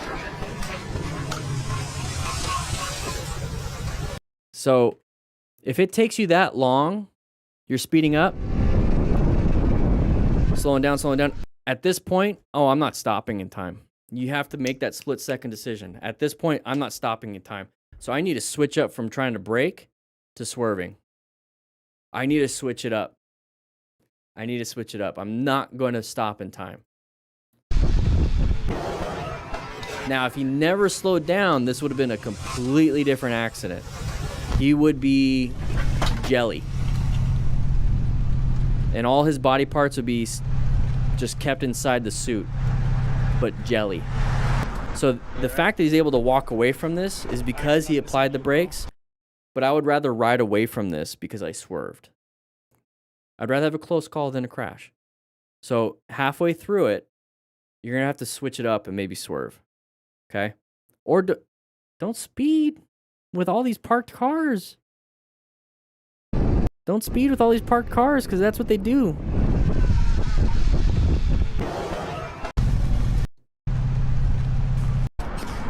I got nothing to say to you, bro. What the you doing? Oh, I was just trying to turn. No duh. All right, here we go. Oh, same thing. Now, who's at fault? We don't know. Let's take a look. I don't see any lines or anything, but hazardous situations, intersections. Okay. Scary. We're at night too. It's hard to see. Tried his best to apply the brakes, didn't stop in time. So as a smart rider, we acquire and use personal protective equipment. Looks like he's got some riot gear on, at least. So he's probably going to walk away from this pretty well. It wasn't super duper fast, but still that sudden deceleration. Not a good situation. All right, nice little open road, no traffic. We're going to do some wheelies, baby. Oh, fell down.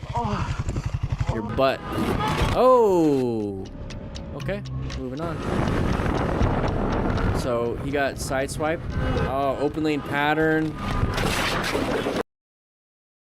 We see this all the time from when a car comes out in front of us and switches lanes, right? So open lane pattern. We don't want to be behind this van. We're doing it. We're now part of it. We don't want to be behind the van. We want to get into this open lane. We don't want to be behind this van. So we're going to switch lanes without doing a head check, without checking nothing. The car is just going. So we cross in front of the car. Typically, we're the car. We're in this lane, and a car pulls out in front of us because they don't want to be stuck. So it's a human behavior here.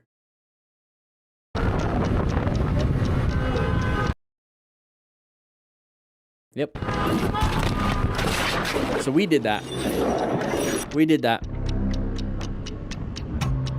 Yep.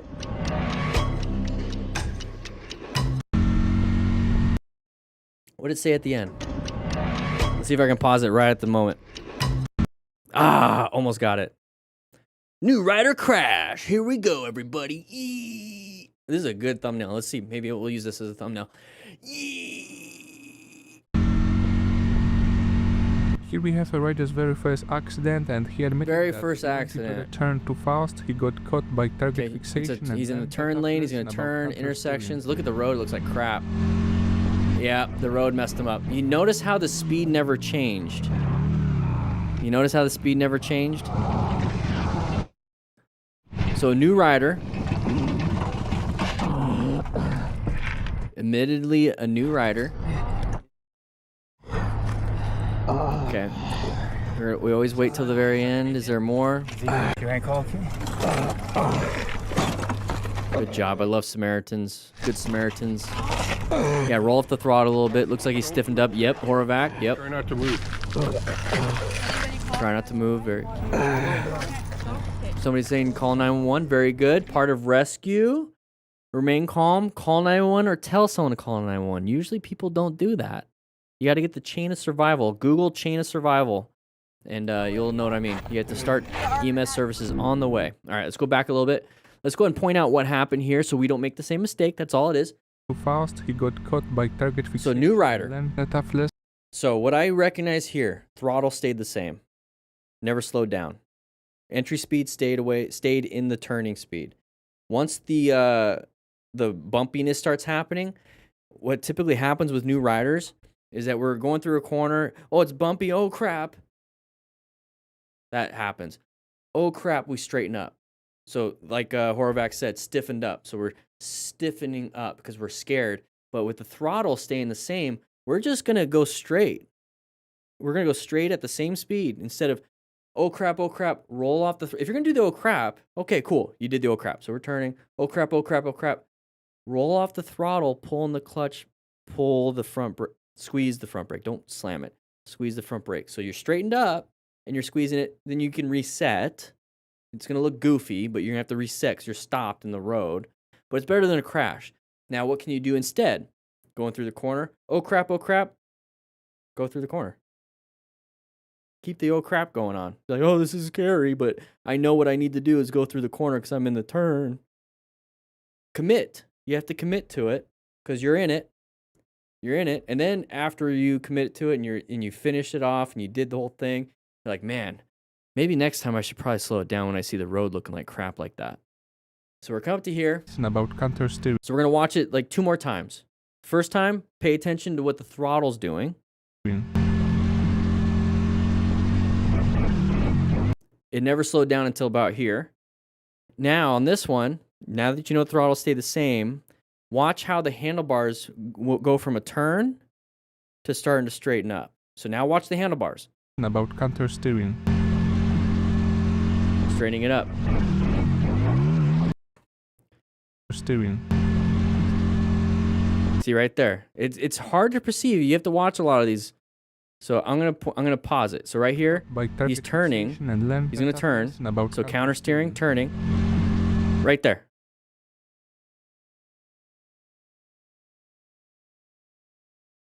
It's very hard to see, but this is what happens. This is the moment he's freaking out. So we're turning. Look at it's turning. It's turning. You see how the bike's starting to stand up straight? Because that means we're straightening it up. You see where our nose is pointed? If we were doing the normal turn, our nose would be pointed this direction already. But we maintain our speed and we start straightening it up. So you start going through the bump. Oh crap. Start going through the bumps. Oh crap. Where should your eyes go? His eyes right now are looking right here towards where he's going to crash. Your eyes are going to direct you where you go. Okay, so if you're looking on the side of the road, that's where you're going. So if you want your eyes to look where you want to go, look where the exit is. Here, let's do this. I like to do this when I'm in my turns. I like to look where I'm going. I like to look where that freaking curb is. I like to look where I'm going. I look where that curb is. I look where I'm going. I look where that curb is. I keep doing this back and forth. While I'm turning, I'm constantly doing this until I finally get to this point. Let's say I'm right here though, because I actually made the turn. I don't need to look at the curb anymore because I'm past the curb. Now I'm looking down the road. So then I start to make the turn. So he keeps looking at the ground, he's probably looking at the curb over here. He's getting freaking out. And that's a beginner. It happens. It sucks. It's just what beginners tend to do. They're in the brain, not their body. And that's fine. So if you're in your brain, tell yourself, look, until it becomes instinctual to look where you want to go. Tell yourself to look where you want to go. New rider, that's fine. Wear gear just in case. Calling 911. Took a while, Moto Gaga.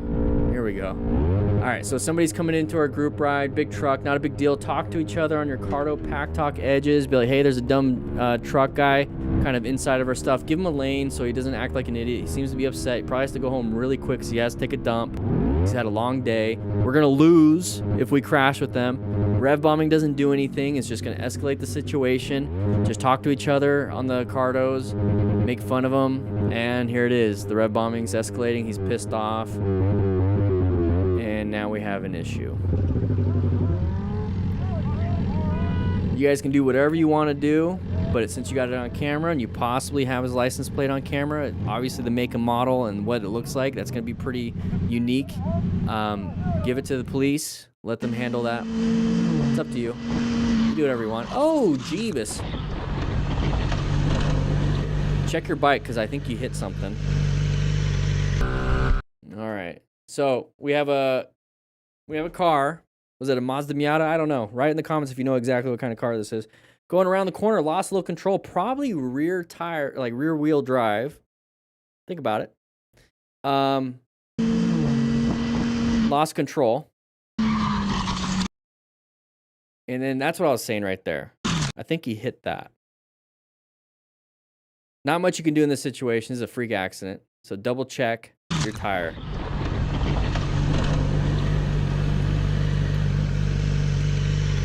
Yeah, it does look like California. All right, this does not look like anything in the United States. Please find gear. He cut across several lanes at once without even checking. Some kind of gear, at least like in danger. a long sleeve shirt with some gloves. Oh, not much you could have done in that situation outside of not speeding, but we're going with the flow of traffic for the most part. And a car switching multiple lanes. This looks like California. Oh, snap. Not much you could do there. Did you get back on the other side of the road to help out? That'd be nice if you did. Oh. Road surface hazards, moving object. Good job avoiding it. So real quick, I was talking during it, but you hear them talk to each other. And this is another great thing about having a Cardo Pack Talk with all your buddies. You can get into a big group. They have a Cardo app that you can all kind of just join on the phone, or even just connect it straight up on the phone. It's easier to do that with the app. And so if somebody up ahead, and I love the riding staggered. This is a great example. Riding staggered, they're talking on their Bluetooth system. Somebody's like, hey, tire, tire, tire, tire. That gives somebody, oh, paying attention now. There's a tire versus kind of just chilling, right? In a group ride, just chilling, maybe talking, making fun of the guy in the white over there. It's like, Brad over here, you know, this is his 10th girlfriend this month. I'm like, what a loser. Or actually, maybe he's a cool guy. I don't know. But just like making fun of him. Maybe his squat is only like 135 pounds. What a loser. But either way, talking crap. And all of a sudden, ooh, tire, tire, tire, tire, tire. Watch out, watch out, watch out, watch out. Great. That's going to, you started the perception and you started the locating hazardous stuff. Where's the relevant threat? You started doing that and you're helping each other out. It's a teamwork, makes the dream work type thing. Careful, tire Tony. Careful, tire Tony. So probably somebody behind him, Tony, telling him be careful. I love that. I love that. Tony. Okay. And he's checking his mirrors, talking to each other. Wow. Yeah, I didn't hit it. Okay. Yeah. Very good. All right, real quick. I want to point out GPS, motorcycle GPS in the corners. Good example. It's hard to see. Hopefully I can pause a little bit later, but you can see how there's a turn coming up. I have rock form. Okay, that's a quad lock. They're good too, but I can give you a 20% discount on rock form. You snap it back on, all that stuff. I like the little sport ring and all the accessories, and it's magnetic. I use the magnet for everything. But I like the GPS because it tells you the corners coming up and how sharp it could be. That's a good, it's like a mini map. When you're playing a video game, you know exactly what's coming up. That's what I like. The risk of overtaking like that. See right there. Look at that. See how you can tell, hey, you can't see it on the road. Let's go back a little bit. You can barely see it on the road, but it looks like it's an easy turn, right? But look what the turn actually does. It's a sharp left turn and then it goes straight. So I know I could probably, this is how I think when I'm riding. I'm going through the turn, I'm going to slow down here on the turn, and I know it's a straightaway. So I don't need to go fast around this turn. I can just kind of chill. And then when I get to the straightaway, then pick up speed. It's a beautiful area. And I don't want to hit the wall. So I'm going to go make it easy and get back to going a little bit faster on the straightaway. But he got lucky and this time it worked out for him. See how it doesn't really look like it's much? Good job slowing it down though. Okay, now look. Okay, whatever. We all know not to go crazy and pass each other on the turns. But now look at the GPS. That looks like a fun road. But it's going to tell you what's coming up. Get yourself a rock form mount. Links in the description for 20% off. Talk to your buddy and tell him he's an idiot on the Cardo. Practice your slow speed maneuvers with the Smart Rider drills. Love these things. There's so many discounts in the description, but that's what I love having almost on my phone. Out in a roundabout. Okay. Roundabout, intersections. What the? This This is a mixed AB group on the busiest weekend of the year where the rules were very specific and hammered in the morning meeting. I think this text, Moto Stars, is... I remember seeing this text on a different video when it was on a track. Because this is not a track. Just a little editing. Just letting you know. A little feedback.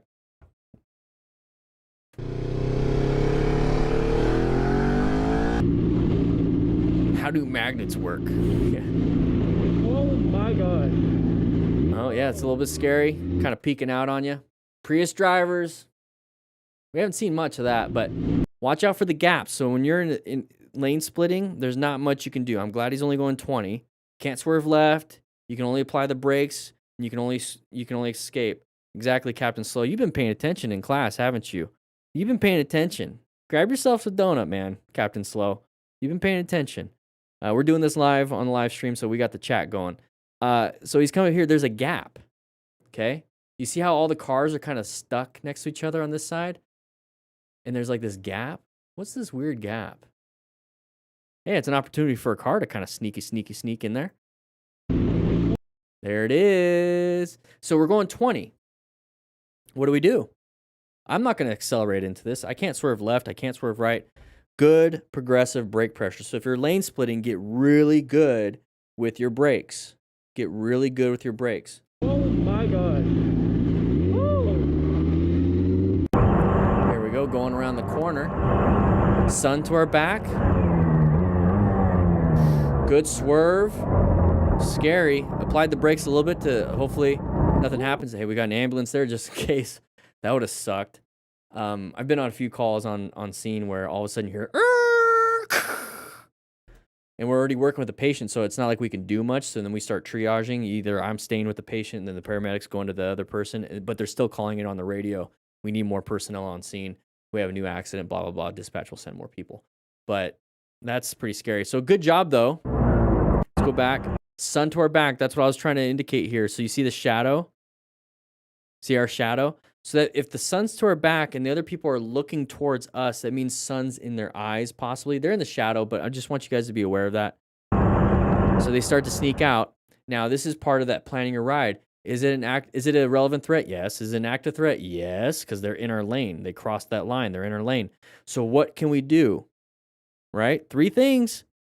I'm trying to hammer this into you guys all the time. I'm saying the same stuff over and over and over again. We're just doing different scenarios. Emergency accelerate, emergency swerve, emergency brake. What can we do here? Emergency accelerate? Yeah, possibly, but if we accelerate too fast, we might crash into them because they're still coming into our lane. Okay. Emergency brake. If we're going too fast, we're not going to stop in time. We might slow down enough to where it's going to be a nice impact. Hopefully nothing too crazy, but we're probably still going to damage our bike and probably still get injured. So emergency braking. Okay. What about emergency swerving? We have a big escape path. Yes, they're going this way, but we're going to beat them to the other lane, hopefully. So we can either apply the brakes here, and then swerve, or we can accelerate into the swerve.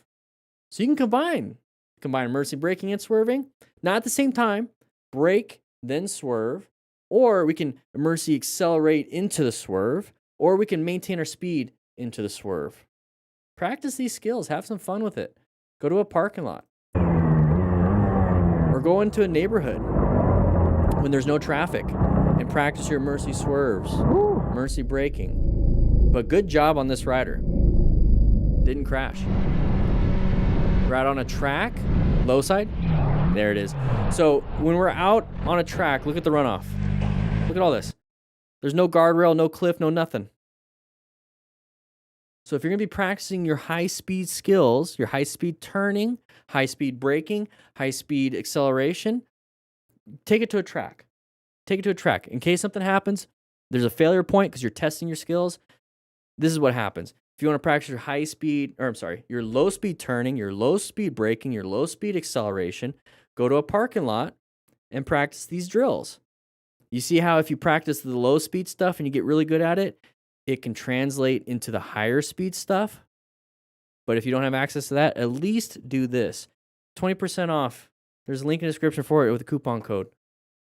Practice, practice, practice, practice. All right, why are you coming the wrong way down the off-slip road? Okay. What do we got here? Good job recognizing there's some random stuff, so we're slowing down. Very good. Instead of speeding up into it and getting pissed. All right, chaos over here. This is definitely not America. Oh. Practice your low speed stuff. Couldn't make the turn. Probably slammed the brakes. Going a little bit too fast. So like, oh crap. Boop. Slammed the brakes and locked up the front tire and dumped it. So practice your slow speed. Take the corners. All right, what do we got here? Is the vehicle going to come out into our lane? Are we going to switch lanes quickly, or is there going to be road debris? It looks like there's a lot of road debris. What do we got here? Why are we doing 3 frames per second? Why are we doing 3 frames per second? Is it because of that? Stuff falling off the truck? Okay, yeah. Stuff flying debris, stuff falling off the truck. So if we see a truck up ahead and they have like a bunch of like, at least here in Tucson, it's either rock, like a big truck with rock, so because they're doing landscaping, or it's another landscaping vehicle or truck that has a bunch of like tree debris and like leaves and stuff like that, and stuff starts flying off, or somebody's moving and there's a bunch of like chairs and random stuff. I'm gonna stay far back behind, or I'm gonna switch lanes and get ahead of them. So either way, I don't want to be behind a vehicle with debris. I just got a chip on my windshield in my van from a rock. Just me off. All right, we're at a track. Typical high side, low side type stuff. There's a low side. But look at the runoff. Okay. I'm not going to give these people any tips on that. They're practicing their skills. They probably got tips from the coach there. Intersection, construction. Oh, big bus. Good job with the brakes. Found the escape, got himself out of there. Very good. Get out of there. Move on. Handled it well. Oh, this looks like fun. A little bit choppy, filmed with potato. Not a big deal, though. Oh, curve. Up the hill. Lost some traction. Dumped the bike. Thankfully, didn't fall off. But this is par for the course when it comes to, side of the mountain when you're going off-road. And that's one of those things that if you're going off-road in the middle of nowhere and you do crash, how are you going to be able to rescue yourself? That's why, like, whenever I'm in a situation like this, or if I'm out by myself, or I'm in a different state or a different city or whatever it is, I'm kind of far from civilization in a way, like I'm driving in the mountains, riding in the mountains or whatnot. I'm realizing that if something does happen to me, if there is a crash or there is an accident or something, I'm kind of far away. So that increases my risk.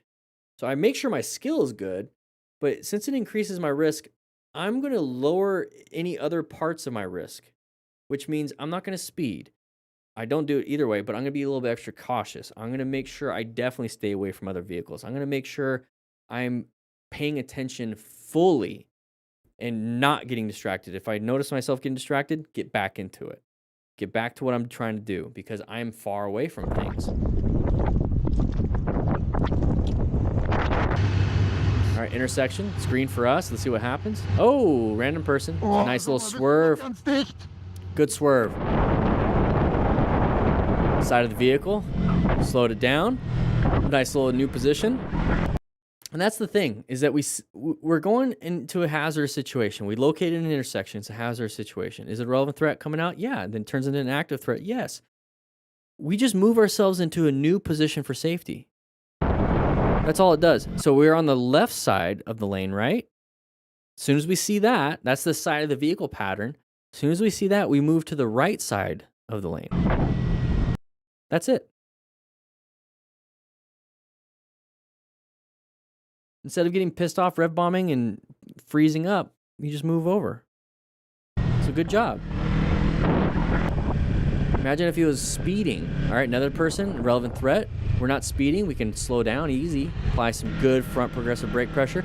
This is a good rider. Just posy. Just posy. Sees it, sees it, sees it. Very good. Doesn't get pissed off. Love it. Come take a seat, buddy. A little bit of water on the road. Oh, blind spot. You saw the indicator, though, on the mirror. It's hard to see. But we're in the blind spot. Sees it. Rolls off the throttle, applies the brakes, lets him in. I love it. It gives him a little bit of a high beam. Okay, very good. Creeping into our lane. Kind of moving over. Pay attention up front. Very good. Move on. Get out of our way. Good job, man. All right, having some fun here. I wouldn't put a sticker on my Speedo. I don't know. I get it. You don't have to edit it, but it kind of blocks a lot of information. Kind of cruising, though. Off-road. Love it. Staying in the single track, basically, based off what... Oh, got caught up. It's kind of like a tram track on the road, where if the tire hits the wall of it, it's going to mess you up. It's a beautiful looking area. Thank you, MotoStars, for putting up those end cards so I can't see the rest of the video. But for the rest of you, go ahead and grab yourself a donut. Relax a little bit. We have another video on this live stream, but if you want to watch the live streams, make sure you hit that subscribe button, notification bells. We do it about once a week, probably around Wednesdays. About Wednesdays, 11 a.m. Mountain Standard Time. But with that said, hope you guys ride safe, be safe, learn something from here, and I'll see you guys on the next one. There it is. Gosh, 3 hours. We're 3 hours into it. We got one more. I need to learn to not make a 10-minute video an hour long. I still got to work out today. Oh, something's happening here. Something's happening here. Something's happening here. What's happening? What's happening? I really want one of those donuts. What? It's been a minute. Let me grab a protein bar real quick.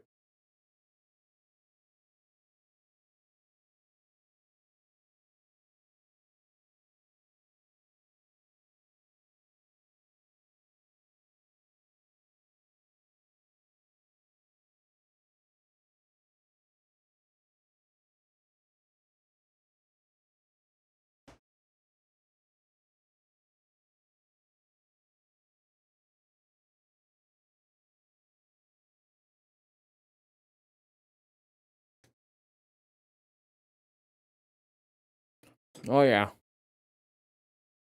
I don't want to chew on the... Of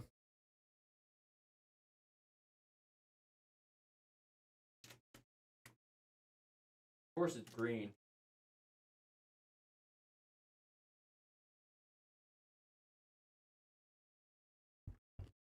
Mint chocolate chip.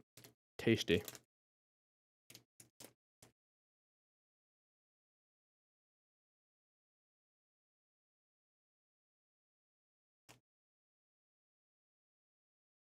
See you later, Colin. Get some sleep. Get some sleep, buddy.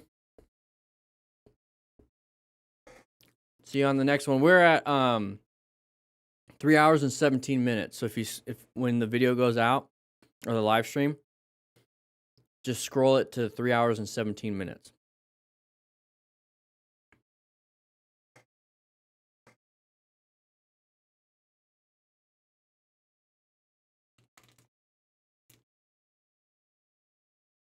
$10:30. All right, I'll try to. We'll jump right into it. Hey, Fortunate, how you doing? See, it's 3:17. Yeah. Oh, 3:17 on the video. Yeah. See you later, Colin.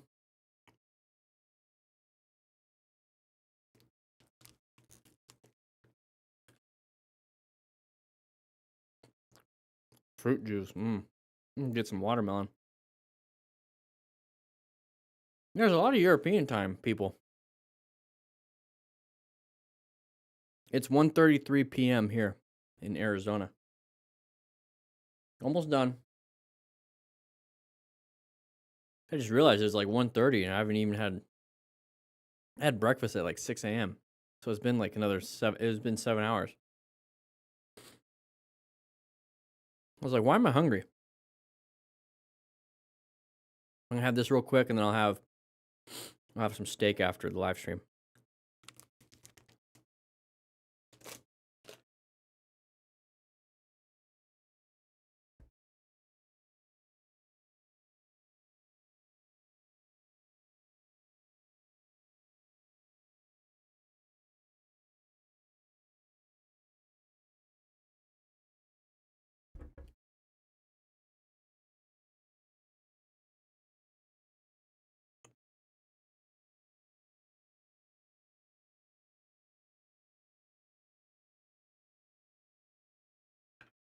All right, here we go.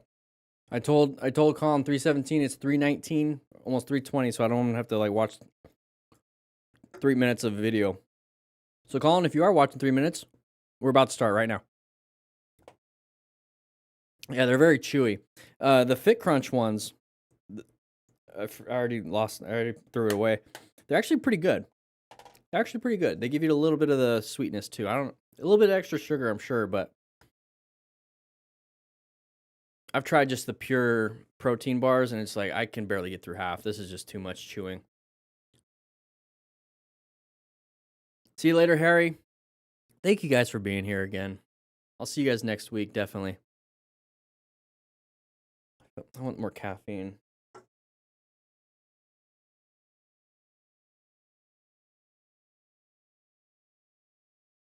Another peach vibe. Costco. That's where I got the Fit Crunch and the Celsius.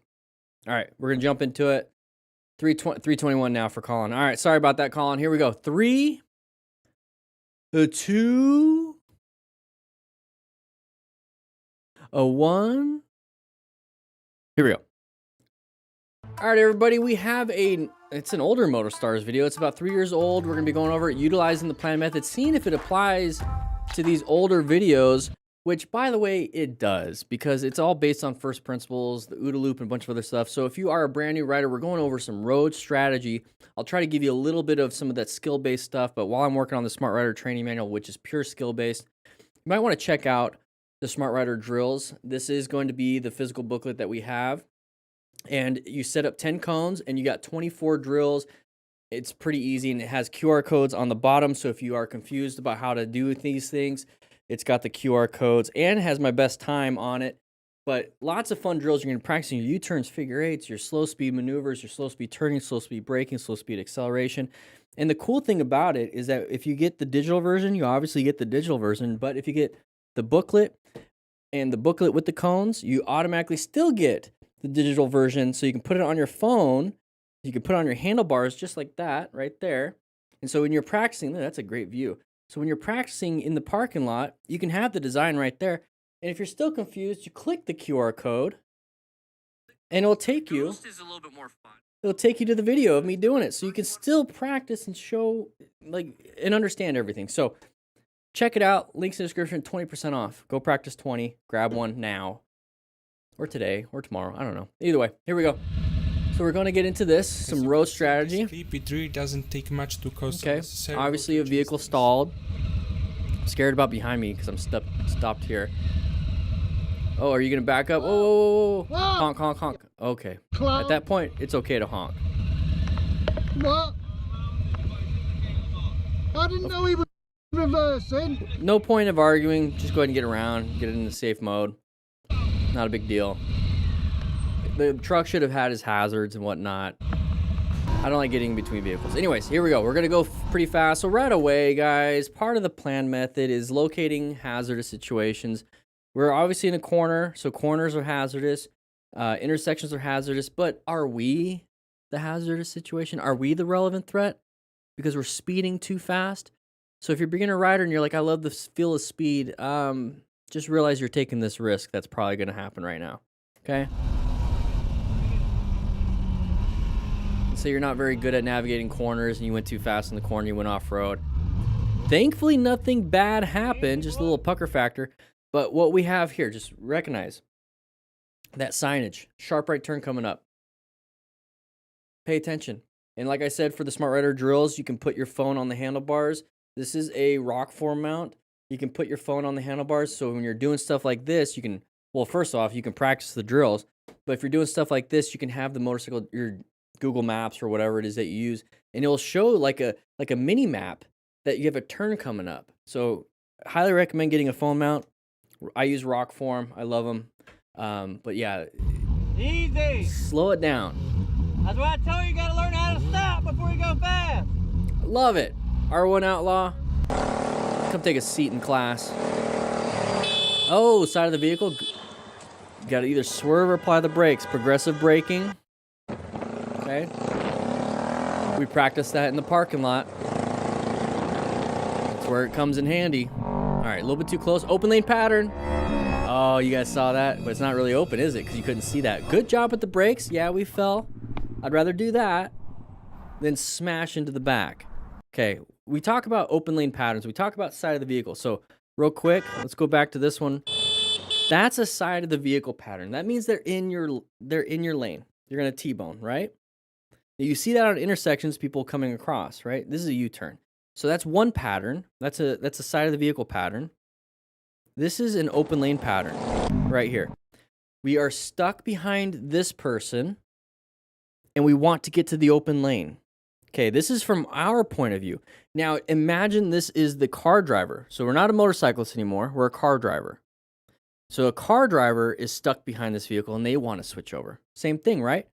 But we're usually the ones right here on the side, and then they come into us and they hit us. I just want you guys to see the point of view from a motorcyclist and a car driver switching lanes. They can't see, they're not checking behind them. They can't see what's ahead because of a line of sight issue.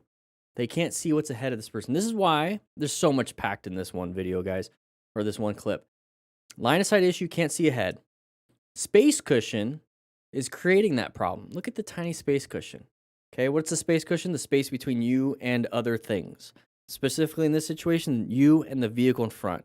You can't see around this vehicle because you're so close. When you're farther away, you can see around the vehicle. Okay, it's kind of a weird concept. I don't know how eyeballs work, but that's how it is. It's kind of like this. Super close, hard to see me, right? Can't really see my head. The further you get away, oh, look. You can see me. It's because you got further away. You created no space cushion, okay? So create a space cushion, roll off the throttle, or like this person wants to do is switch lanes. But when you switch lanes, since you can't see what's around this corner, this person, be aware. Do your head check, make sure you're not sideswiping. Tremoto, how you doing? It's not sideswiping somebody. Okay, so do your head check. But then when you get around the person, oh, now you can see. So don't speed up once you pass like this. So hard, they got brake lights, okay? Now you have to make the choice. Do I swerve in front of this Range Rover or do I stay right here? One thing I want to point out, there's so much, like I said, there's so much packed in this. We're not going to spend so much time on every single clip. But right here, position for safety, terrible space cushion, and we're center of the lane. Center of the lane, right behind this vehicle. During the daytime, I can kind of see through this right here a little bit. You know, see through the back windshield, and then through the front windshield. I can kind of see a little bit, but we're stuck right here. I like to be off to the sides. And you'll see why. Watch. When we're passing, we'll naturally put ourselves in the side, right? I'm off to the side. So we don't have a good space cushion, right? We don't have a good space cushion still. We're still super close. This is my space cushion icon thing I like to draw. We still don't have a good space cushion. But when it comes to positioning for safety, we're looking for space cushion, line of sight, and escape routes. Okay, we have two already now. A terrible space cushion, don't like it, but we have an escape route. What's an escape route? Well, once that goes away, we're going to put that up here. So it's an escape path, escape route. If this person slams the brakes, let's say they slam the brakes, and we do nothing, we just go straight, right? And can we see? Oh yeah, look how far we see. You can see it's a line of sight. We have a good line of sight ahead of us. Now, let's go back just a little bit before the head check. We're not paying attention. We don't know what's ahead of us. Our line of sight stops right here. This is our space cushion, and our escape path involves us having to swerve in a split second, in a millisecond. We have to swerve fast to get away from this. So when I say put yourself in a position for safety, it's basically you're putting yourself in a position where if you do nothing, you're still safe for the most part. There it is. And if you really need to, you could swerve into this lane, but you're so far away from this person now. So that's what I mean by that. So as a new rider, so make sure you take a seat, grab a donut. As a brand new rider, that's what I'm talking about when it comes to positioning for safety. Hopefully that makes sense to you. We're going to go a little bit over locating, assessing, and navigating hazardous situations. So here, Now we're going to spend a lot of time on plan, I guess, on this one. So now we're in a position for safety. We could stay here or switch lanes. All right, let's switch lanes. Okay, now we have to start locating new hazardous situations. We're in a blind spot, don't like it. They could swerve into us, right? Oh, they got brake lights up ahead. We're getting boxed in. So when it comes to locating a hazardous situation, this is a hazardous situation. Is it a relevant threat? They're stopped in our lane. That's a relevant threat. It becomes an active threat. Now, in order to navigate, I think I mentioned it in this video, but about almost 3.5 hours in this live stream.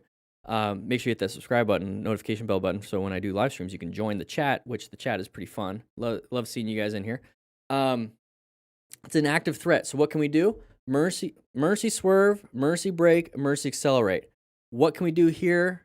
We're going 56 miles per hour. We can apply the brakes, mercy brake, mercy progressive braking. While this person just continues going, we could swerve into the left lane behind him again. That's all we can really do. We can emergency accelerate, but we're going to put ourselves into a very narrow gap to make that escape, okay? Which is what he tried to do. And we've changed it up. You can always change it up. So he tried to emergency accelerate into that gap. Watch. Wasn't going to make it. He realized he wasn't going to make it, so he switched to emergency braking. So good job with the progressive braking, to be quite honest. That was really good. That was really good. Yeah, we dumped the bike. Like I said, I'd rather do that than crash. So we get up to here. We see this. If I see this, and I see brake lights, I'm rolling off the throttle again back into the other lane like I was just in. That's what I'll do. But great job on the braking. So that is the plan method for this very specific moment. You can apply the plan method for every situation. Every situation. So get this stuck in your head. Take a screenshot.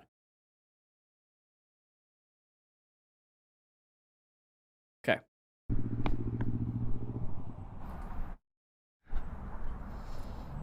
That is wonderful. Good job picking it up that way too.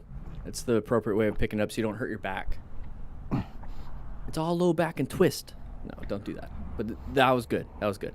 Scary though, because we're still in traffic. Hopefully, I'm in my sweet Chrysler Pacifica van, my 2017 Chrysler Pacifica Touring, white with black rims. I love it. It's great. Could fit an 8x4 sheet of plywood in the back, bunch of them. It's really cool. Anyways, it's not bad looking. You know, don't worry about it. I'm not gonna get a truck because vans are cool nowadays.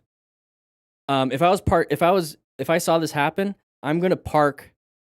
And I'm gonna block traffic for this person, because if somebody hits my van, I have gap insurance and full coverage, and then I can get a truck or another van. Block for him. The Dan van man. Yeah. Vans are cool, guys. Unfortunately, this rider didn't have the opportunity. Stop sign coming up ahead. You see the signs? This behavior because okay, we're locating a hazardous situation. We're not putting ourselves in a bad position. We have headlights in front of us. We had to lay it down. Never touched tips. But scary situation. Let's go back a little bit. We see this. As soon as I see headlights in my lane, I try to think what a normal person would do in my country. We stay on the right side of the road, right? So I'm assuming that this vehicle will want to do the natural thing, which would be to go to the right. So I'm going to go to the right. This is my escape. New position off to the right. I'm going to go as far as I can this way. I'm mirrored on the camera. I'd go as far away as I can to the right. I'm hoping they do that, but even if they don't, I'm hugging this curb. Nice slow speed maneuvers, guys. How do you practice them? Smart Rider drills, 24 drills, try to beat my time. Make a video about it, brag about it, tag me, call me a loser because you beat my time. I don't care. Do it. Try your best. Get over there. Instead of going straight, hoping they're going to move. Like, what are we doing? And then dump the bike.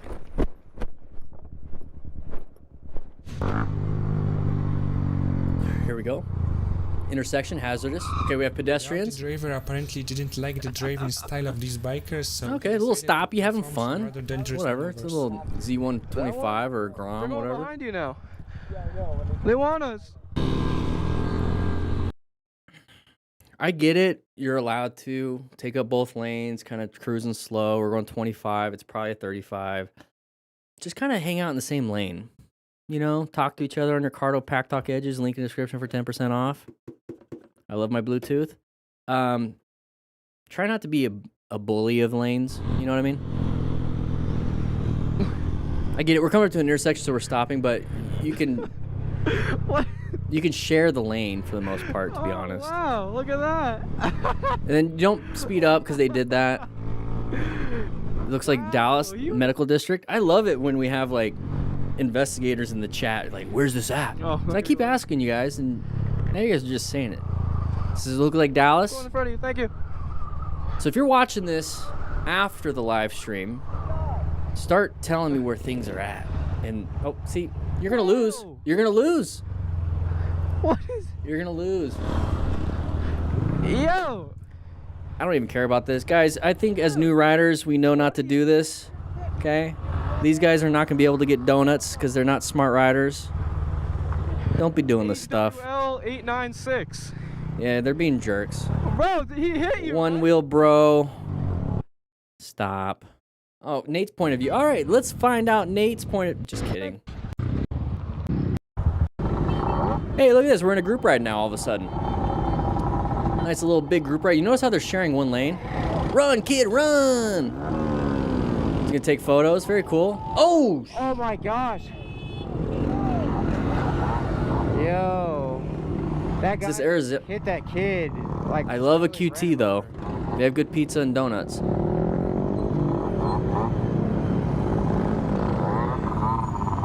Tremoto's in the chat. So if he was bleeding out a little bit, let's go back to when he got hit by a car.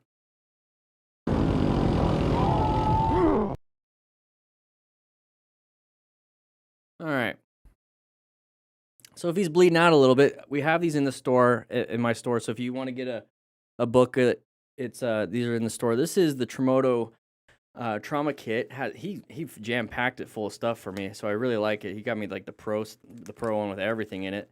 But it comes with tourniquets. It comes with shears. It basically you can customize it yourself. It comes with everything. So if he was bleeding out of his leg, because he's getting ran over right there, right? Let's say it broke on the tib fib. So like, here's my socks. It broke right here, and he's bleeding out. You can put a tourniquet a little bit higher, 2 inches above, or on this other side of the joint, or even high and tight if that's all you know. You can put a tourniquet on, and you can possibly save his life. This is a cat tourniquet, so you can save his life. You can even just patch him up a little bit. It's got some boo-boo stuff in there. Check it out. Links in the description for the store, motorcycletrainingconcepts.com. But sucks that he got hit. Oh my gosh. Sucks that he got hit. Yo. Car wasn't paying attention. I just hit that kid. Like, Kid wasn't supposed to be in the road. I'm assuming the crosswalk was meant at this point in time to go this way and this way, not this way. But still, it's on the driver to go when it's safe to go and there's no pedestrians. So, yeah, car driver's at fault, but I don't want to get hit. over. And so if it happened, you're able to hopefully protect them and stop any major bleeds. But I like how everyone's kind of blocking traffic to safeguard. So these are all cool bikers. I don't know if that was not a good idea, man. Oh my gosh. Let's not beat up the driver, though. You know what I mean? We don't have to beat up the driver. We don't have to create any problems. Gosh. Yeah, Grom Squad to the rescue. I love this. So Jar6D, Jared. Yeah, we don't have to gang up on them. See not? Let's go ahead and relax. People surrounding him, so he's not rolling the window down. Exactly. It's pretty scary for that situation. So let's just kind of back off. Maybe one or two people to talk to him. And you don't really need to talk to him. You could just he already knows. It's like, hey, just pull into the QT. We're cool here. It was an accident. Everyone's fine. Even if nobody's fine, just like everyone's fine. Just pull in because it's going to have to be investigated for whatnot. My only concern is the kid. The car is going to be fine. Okay, let's not get in this mob mentality of everyone's getting angry, escalate, mob mentality, break things. Let's not do that. You know, we're representatives of the motorcycle community. Okay, let's not do anything crazy. So he's right. He's scared. He's not going to roll down his window. All right. He's just scared. There's a people. This had to have been a while ago or in California because I see that regular gas, it starts with a 4. It's 470 something. Jeez, man. Remember when it was like 89 cents? He's not rolling the window down. All right, here we go. Oh, we got a dog. Oh, nice little impact. He can't go any further. You shouldn't have turned. You're blocking the intersection. You shouldn't have turned into there. You should have waited till there was an opening. Jerk. All right, it's in Texas. Oh, hey, we found out. Oh, quiz for the class. I'm not letting you watch it again. Quiz for the class. What pattern was this? Quiz for the class. Guys, there's only really 3 patterns we talk about here. I see it in the chat already. I see it in the chat. Open lane pattern. All right. I wish I could bring some of you guys on and give you a mic so you can tell me what you see, right? So I'm going to explain it because I'm the only one with a mic. I get it. You guys get these donuts. Open lane pattern. This vehicle sees a bunch of vehicles, and it's hard because of the camera. This vehicle sees a bunch of vehicles in front of him, sees this big open gap to their left. They just did that to the left. They didn't look in their blind spot. Or for them, it's the right. Yeah, so they look to the right. This is my right, so I'll just do it for you. They look to the left or to the right. They're like, oh, no one's there. I see open. They look there, or they didn't even look. They maybe even look in the mirror. They just kind of looked left. Okay, cool, and they turned over. They didn't do a head check. They didn't check their blind spot. I check blind spots. If I can do it in the sweet Chrysler Pacifica turning van and see my blind spots, then I don't see the problem here that people should be doing that. Either way, didn't check. We start getting into the blind spot. That's the other pattern. Okay, we get into the blind spot. They switch over. I ride staggered with cars too. Just like in a motorcycle group, I ride staggered with cars. So this is staggered right now. Watch. Now we're not. This is the blind spot. Now you see this long stack of cars. So as soon as I see that, I'm rolling up the throttle to get myself back into a staggered position. Because I just assume these people are going to want to switch over. Maybe not this one, but the person up ahead might want to. And the blinker, you're right. The blinker did go on. It's hard to pick up so much information because, you know, like when you're doing something, it's hard to really pick up all the information, all of it. And that's why I really want you guys to notice patterns, because humans are natural pattern recognition machines. Well, animals, basically, where we pick up patterns. Okay, it's hard to pick out very focal, concise things, but we can pick out patterns. That's why I want you guys to recognize patterns. So you recognize the open lane pattern, you recognize a blind spot pattern. You can almost not care about turn signals because sometimes they don't even do turn signals. So focus on the patterns. Google mirror neurons and realize that's how humans learn, and it's how humans recognize patterns. Okay? So stereotypes. We're stereotyping common road situations. So when we see that open lane pattern and we see a blind spot, we need to get ourselves into a position for safety. And I like to ride staggered, and that's the position for safety. But you see the big open lane right here versus the big stack of vehicles? Big stack of vehicles, big open lane. Any of these people might want to switch over too. So great position off to the right. Going slower speed so we can apply some brake pressure if we need to. We can't swerve left or right. It's going to be almost impossible to accelerate out of this. We might have an escape route on the white line on the right, but applying good brake pressure is going to save us. That's the only thing we have is emergency braking. And is it easier to emergency brake at higher speed or lower speed? Come on, class. Is it easier to brake at higher speed or lower speed? Lower speed, because our total stopping distance will be a lot lower. So in this situation, I'm just going to cruise, chill. We have an intersection coming up. Lots of people stacked here. I don't know what's going to happen. I'm just going to get off to the right, lower speed. And then once I get out of the situation, I can get back to normal. Okay, that's the whole point of assessing. I'm in a hazardous situation. Assess. No active ones right now, but I'm going to make sure I'm in a good position right here. All right, having some fun here. This, honestly, off-roading, you're taking a lot of risk, but you're having so much fun. Oh, yeah, pay attention, Ford Ranger.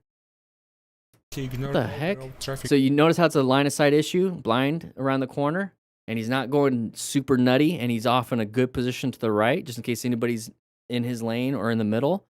So very good right here. Jesus. I miss those smaller trucks. They don't have them anymore. And you find them used on Craigslist, and you're like, I know what I got. It's gonna be 20 grand. It's like, what the? It's got 200,000 miles on it. It's 30 years old. Anybody remember me doing off-roading on the Sportster? I miss going off-road. You. But good job. Good job being off to the side. Especially around that blind corner. All right, here we go. Another blind corner. Oh, what's around the corner? We don't know. Somebody stopped. So what do we do? What do we do? We're slowing down. We can probably brake in time, but what can we do here? Go off-road? We could possibly go off-road here, yeah? Yeah, that's an option. We can escape to the left, right? We can escape over there. We can escape and do that. But what's this? Yeah, we can also escape there. If we watch people lane split all the time, guess what? It's feasible. We can crash. Yeah, we can do that too. There's always that option. There's always that option, right? Boom, crash. We could always do that. But if we're watching people lane filter and split all the time, that means we can do it. Okay, we might not have a lot of practice doing it, but we could do that. We could do that. So how do I practice on the road without putting myself in the situation? How do I practice? And I don't want to lane split or it's not legal for where I'm at. How do I practice on the road? I go in a neighborhood or I go when there's no traffic on the road, I'm in the middle of the lane and I practice a swerve and try to stay as close as I possibly can next to the line. I try to like draw within the lines on my bike. I swerve to the line and I get back. I make sure there's no traffic, but that's how I can practice without putting myself in the situation. Okay, that's how you practice the skill. This is how we're practicing the mirror neurons and how we're practicing what we're doing here. Hey, chose one, handled it very well. Good job. Intersection, green, here we go, making a left-handed turn. We have the Suburban right there. Oh, side of the vehicle right there. Okay. Open lane pattern, side of the vehicle. Swerve, good job, good swerve. Oh my gosh, good job. So skill-wise, very good. Or manhole covers, exactly, that's what I like to do too for the swerve. So good skills, but we could still not put ourselves in the situation, but good skills. So I'll give them that. So we have the side of the vehicle's pulling out in front of us, the vehicle's coming into our lane. Just like the open lane pattern, now we're a part of it, and we don't want to be behind this vehicle. We want to go to the open lane. So natural human behavior, we want to go to the open lane. So we do. Oh, what's that? We can apply the brakes if we want, get back into our lane. Nah. See, this is what I'm saying. Skill-wise, good. Putting ourselves in the situation, not so much, but handles it. We see that. Did a quick head check. I love that. Making sure he's capable of doing it. Swerve to the left. That person's starting to kind of creep out. Very good. Glad they're doing that. But hard swerve to the left. Now that we're here, if we maintained our swerve, we would go into the back of the black vehicle. We see an open lane to the right, so we're going to swerve right. Okay, so overall, skill-wise, good. Now, and he was using his blinkers the whole time. You're right. All right, here we go. Doing some wheelies, high risk. Hopefully we don't hit an expansion joint on the bridge or anything like that, or any potholes, or loop it. Because now we're going faster and faster and faster to maintain it. We're getting a little squirrely. There's the high impact. Wear gear, please. Don't run over your buddy. But you see how your buddy just caused you to crash? So the whole point of this is, let's just focus on the rider that just stopped right here listening to Daily Mix 2 on his Spotify. That doesn't look good. Let's see.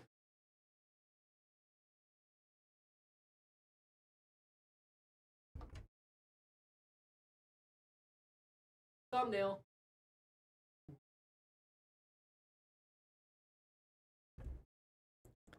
All right. So our buddy crashed, right? Hey, buddy crashed. You're having the oh crap, oh crap, oh crap, oh crap, oh crap moment. So part of rescuing our buddy is we need to remain calm and ensure our own safety. And then we can help. But if we don't remain calm and we don't ensure our own safety and we crash and get hurt ourselves, we can't help our friend that just crashed, even though he's an idiot. We can't help him. And now somebody has to help me and has to help them. You see what I mean? So when we see this, we have that, oh crap, oh crap, oh crap. I got to ensure my own safety. This is why I make it rescue. Very easy to remember. R-E-S-Q. R-E-S-Q. Okay. Remain calm, ensure own safety. I have to remain calm, remain calm, remain calm. Make sure I'm safe, make sure I'm safe, make sure I'm safe. So he sees this, remain calm, remain calm. Don't slam the brakes. Oh crap, oh crap. Do your best. He's doing his best. Now we're here. Now it's our emergency. We're not on the road anymore. See you later, Moto Gaga. We're not on the road anymore. We are now in a situation where we could crash. So we really need to now focus on us, not them. We have to focus on us. What is that guy doing? But we have to focus on us. Okay. Roll off the throttle, pull in the clutch. Roll off the throttle all the way, pull in the clutch. It's going to do the same thing. But pulling in the clutch will remove power from the rear wheel. So now you're just coasting. Don't slam that front brake. Maybe you could do a little bit of rear brake, but at this point, since you're just coasting and all this bump and all this stuff, your only concern is keeping the bike up. So you're closing the clutch, you're rolling off the throttle, and you're just like, you're riding the wave.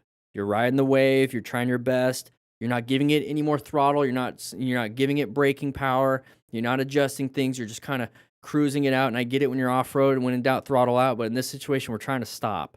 So we're doing it until we get to such a slow speed. And then once we get to like a little flatter part, and then yeah, we can apply a little bit of brakes to slow ourselves down, blah, blah, blah. And then we get to a stop, just hit engine shut off switch with the clutch fully in, and just you're in gear. You're in fifth gear or something. Engine shut off switch, stop the bike, side stand down, turn off the key, go to your buddy. Yeah, and pray there's no hole, ditch, or stone or anything like that. You're just cruising, just trying to keep it straight. Don't panic. Engine shut off right here. Don't worry about downshifting. Engine shut off. Turn the key. Side stand down. Go help your buddy. God, look at that.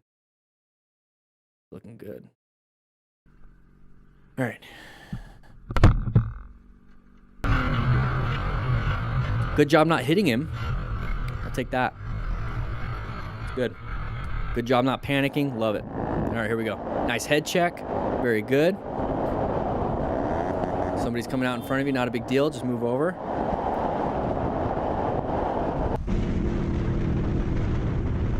All right, so we're going through here. Nice little corner, nice and easy with our group of friends, right? Talking on our Cardo Pack Talk bolds, or not bolds anymore. They don't have those edges, and with 10% discount. All right, got a little close.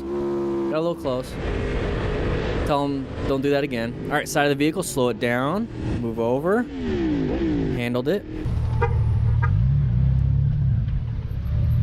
Let me get right here, bro. All right, just kind of chatting with them. Oh, snap. Something happened here?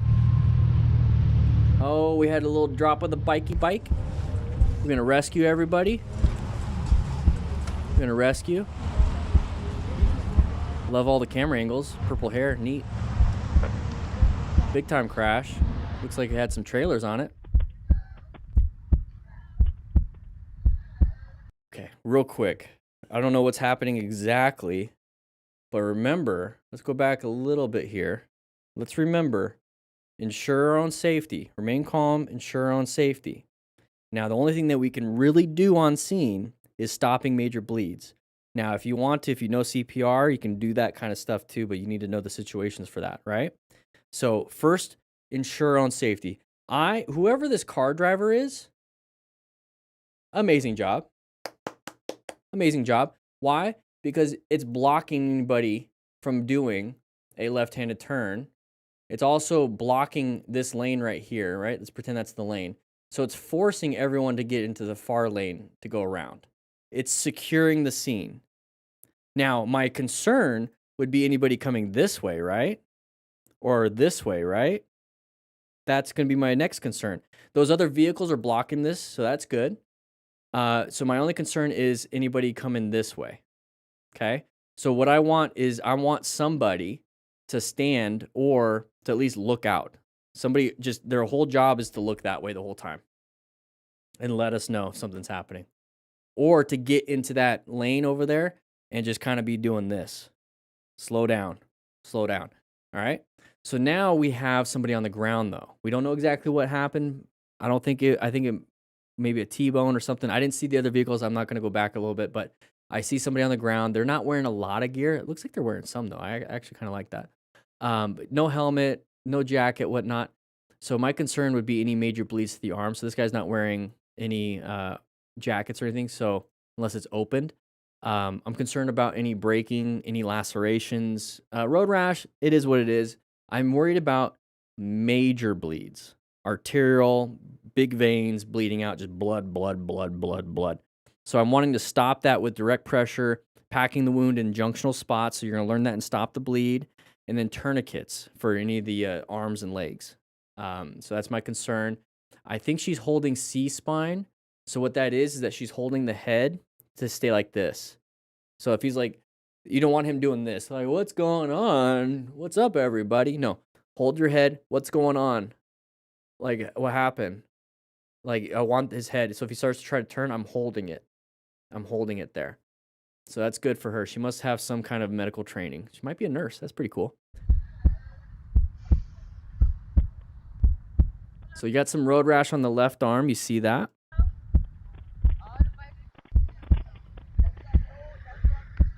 So he's got a half helmet, so not much. Did somebody pull out a kit? Because this looks like a pulse oximetry, which is going to give you some his blood oxygen level and his pulse. It's pretty interesting. Somebody was able to pull that out. So she might be a nurse, or somebody has a kit of something. So it looks like they might have been going. Looks like they might have been going straight. I don't know. Interesting situation. It's something to be careful about. So if you're going to be riding group rides, even by yourself, make sure you guys get a trauma kit. We do have the Tremoto packs, motorcycletrainingconcepts.com. You can make one yourself, but you have to get the training involved with that. So Stop the Bleed is a great course. Find one in your area, usually free. All right, nice group ride, staggered. Love it. Switched over because we're getting ready for a turn coming up ahead. So he's doing his own thing. Oh, no, he's pulling off. Pulling off. Something happened. Maybe they're talking on their cardos. Oh, snap. Hello. Yeah, it's all in the cowl. Is that fine? Maybe his license plate is all flipped up. I don't like that whole thing. I get it. You guys want to make it look clean. No. I'm not saying that's what he's doing. Back over there is 15 miles an hour speed limit. Oh, so it's going a little bit fast. But then you going a little fast. Over here. Got back up over there, and I know you were. Gotta be careful speeding. Down over here. I paced all you guys. You're up in the 60s, man. It's on my phone. Okay, let me see. All right. Yeah, I have my insurance on my phone. Sure.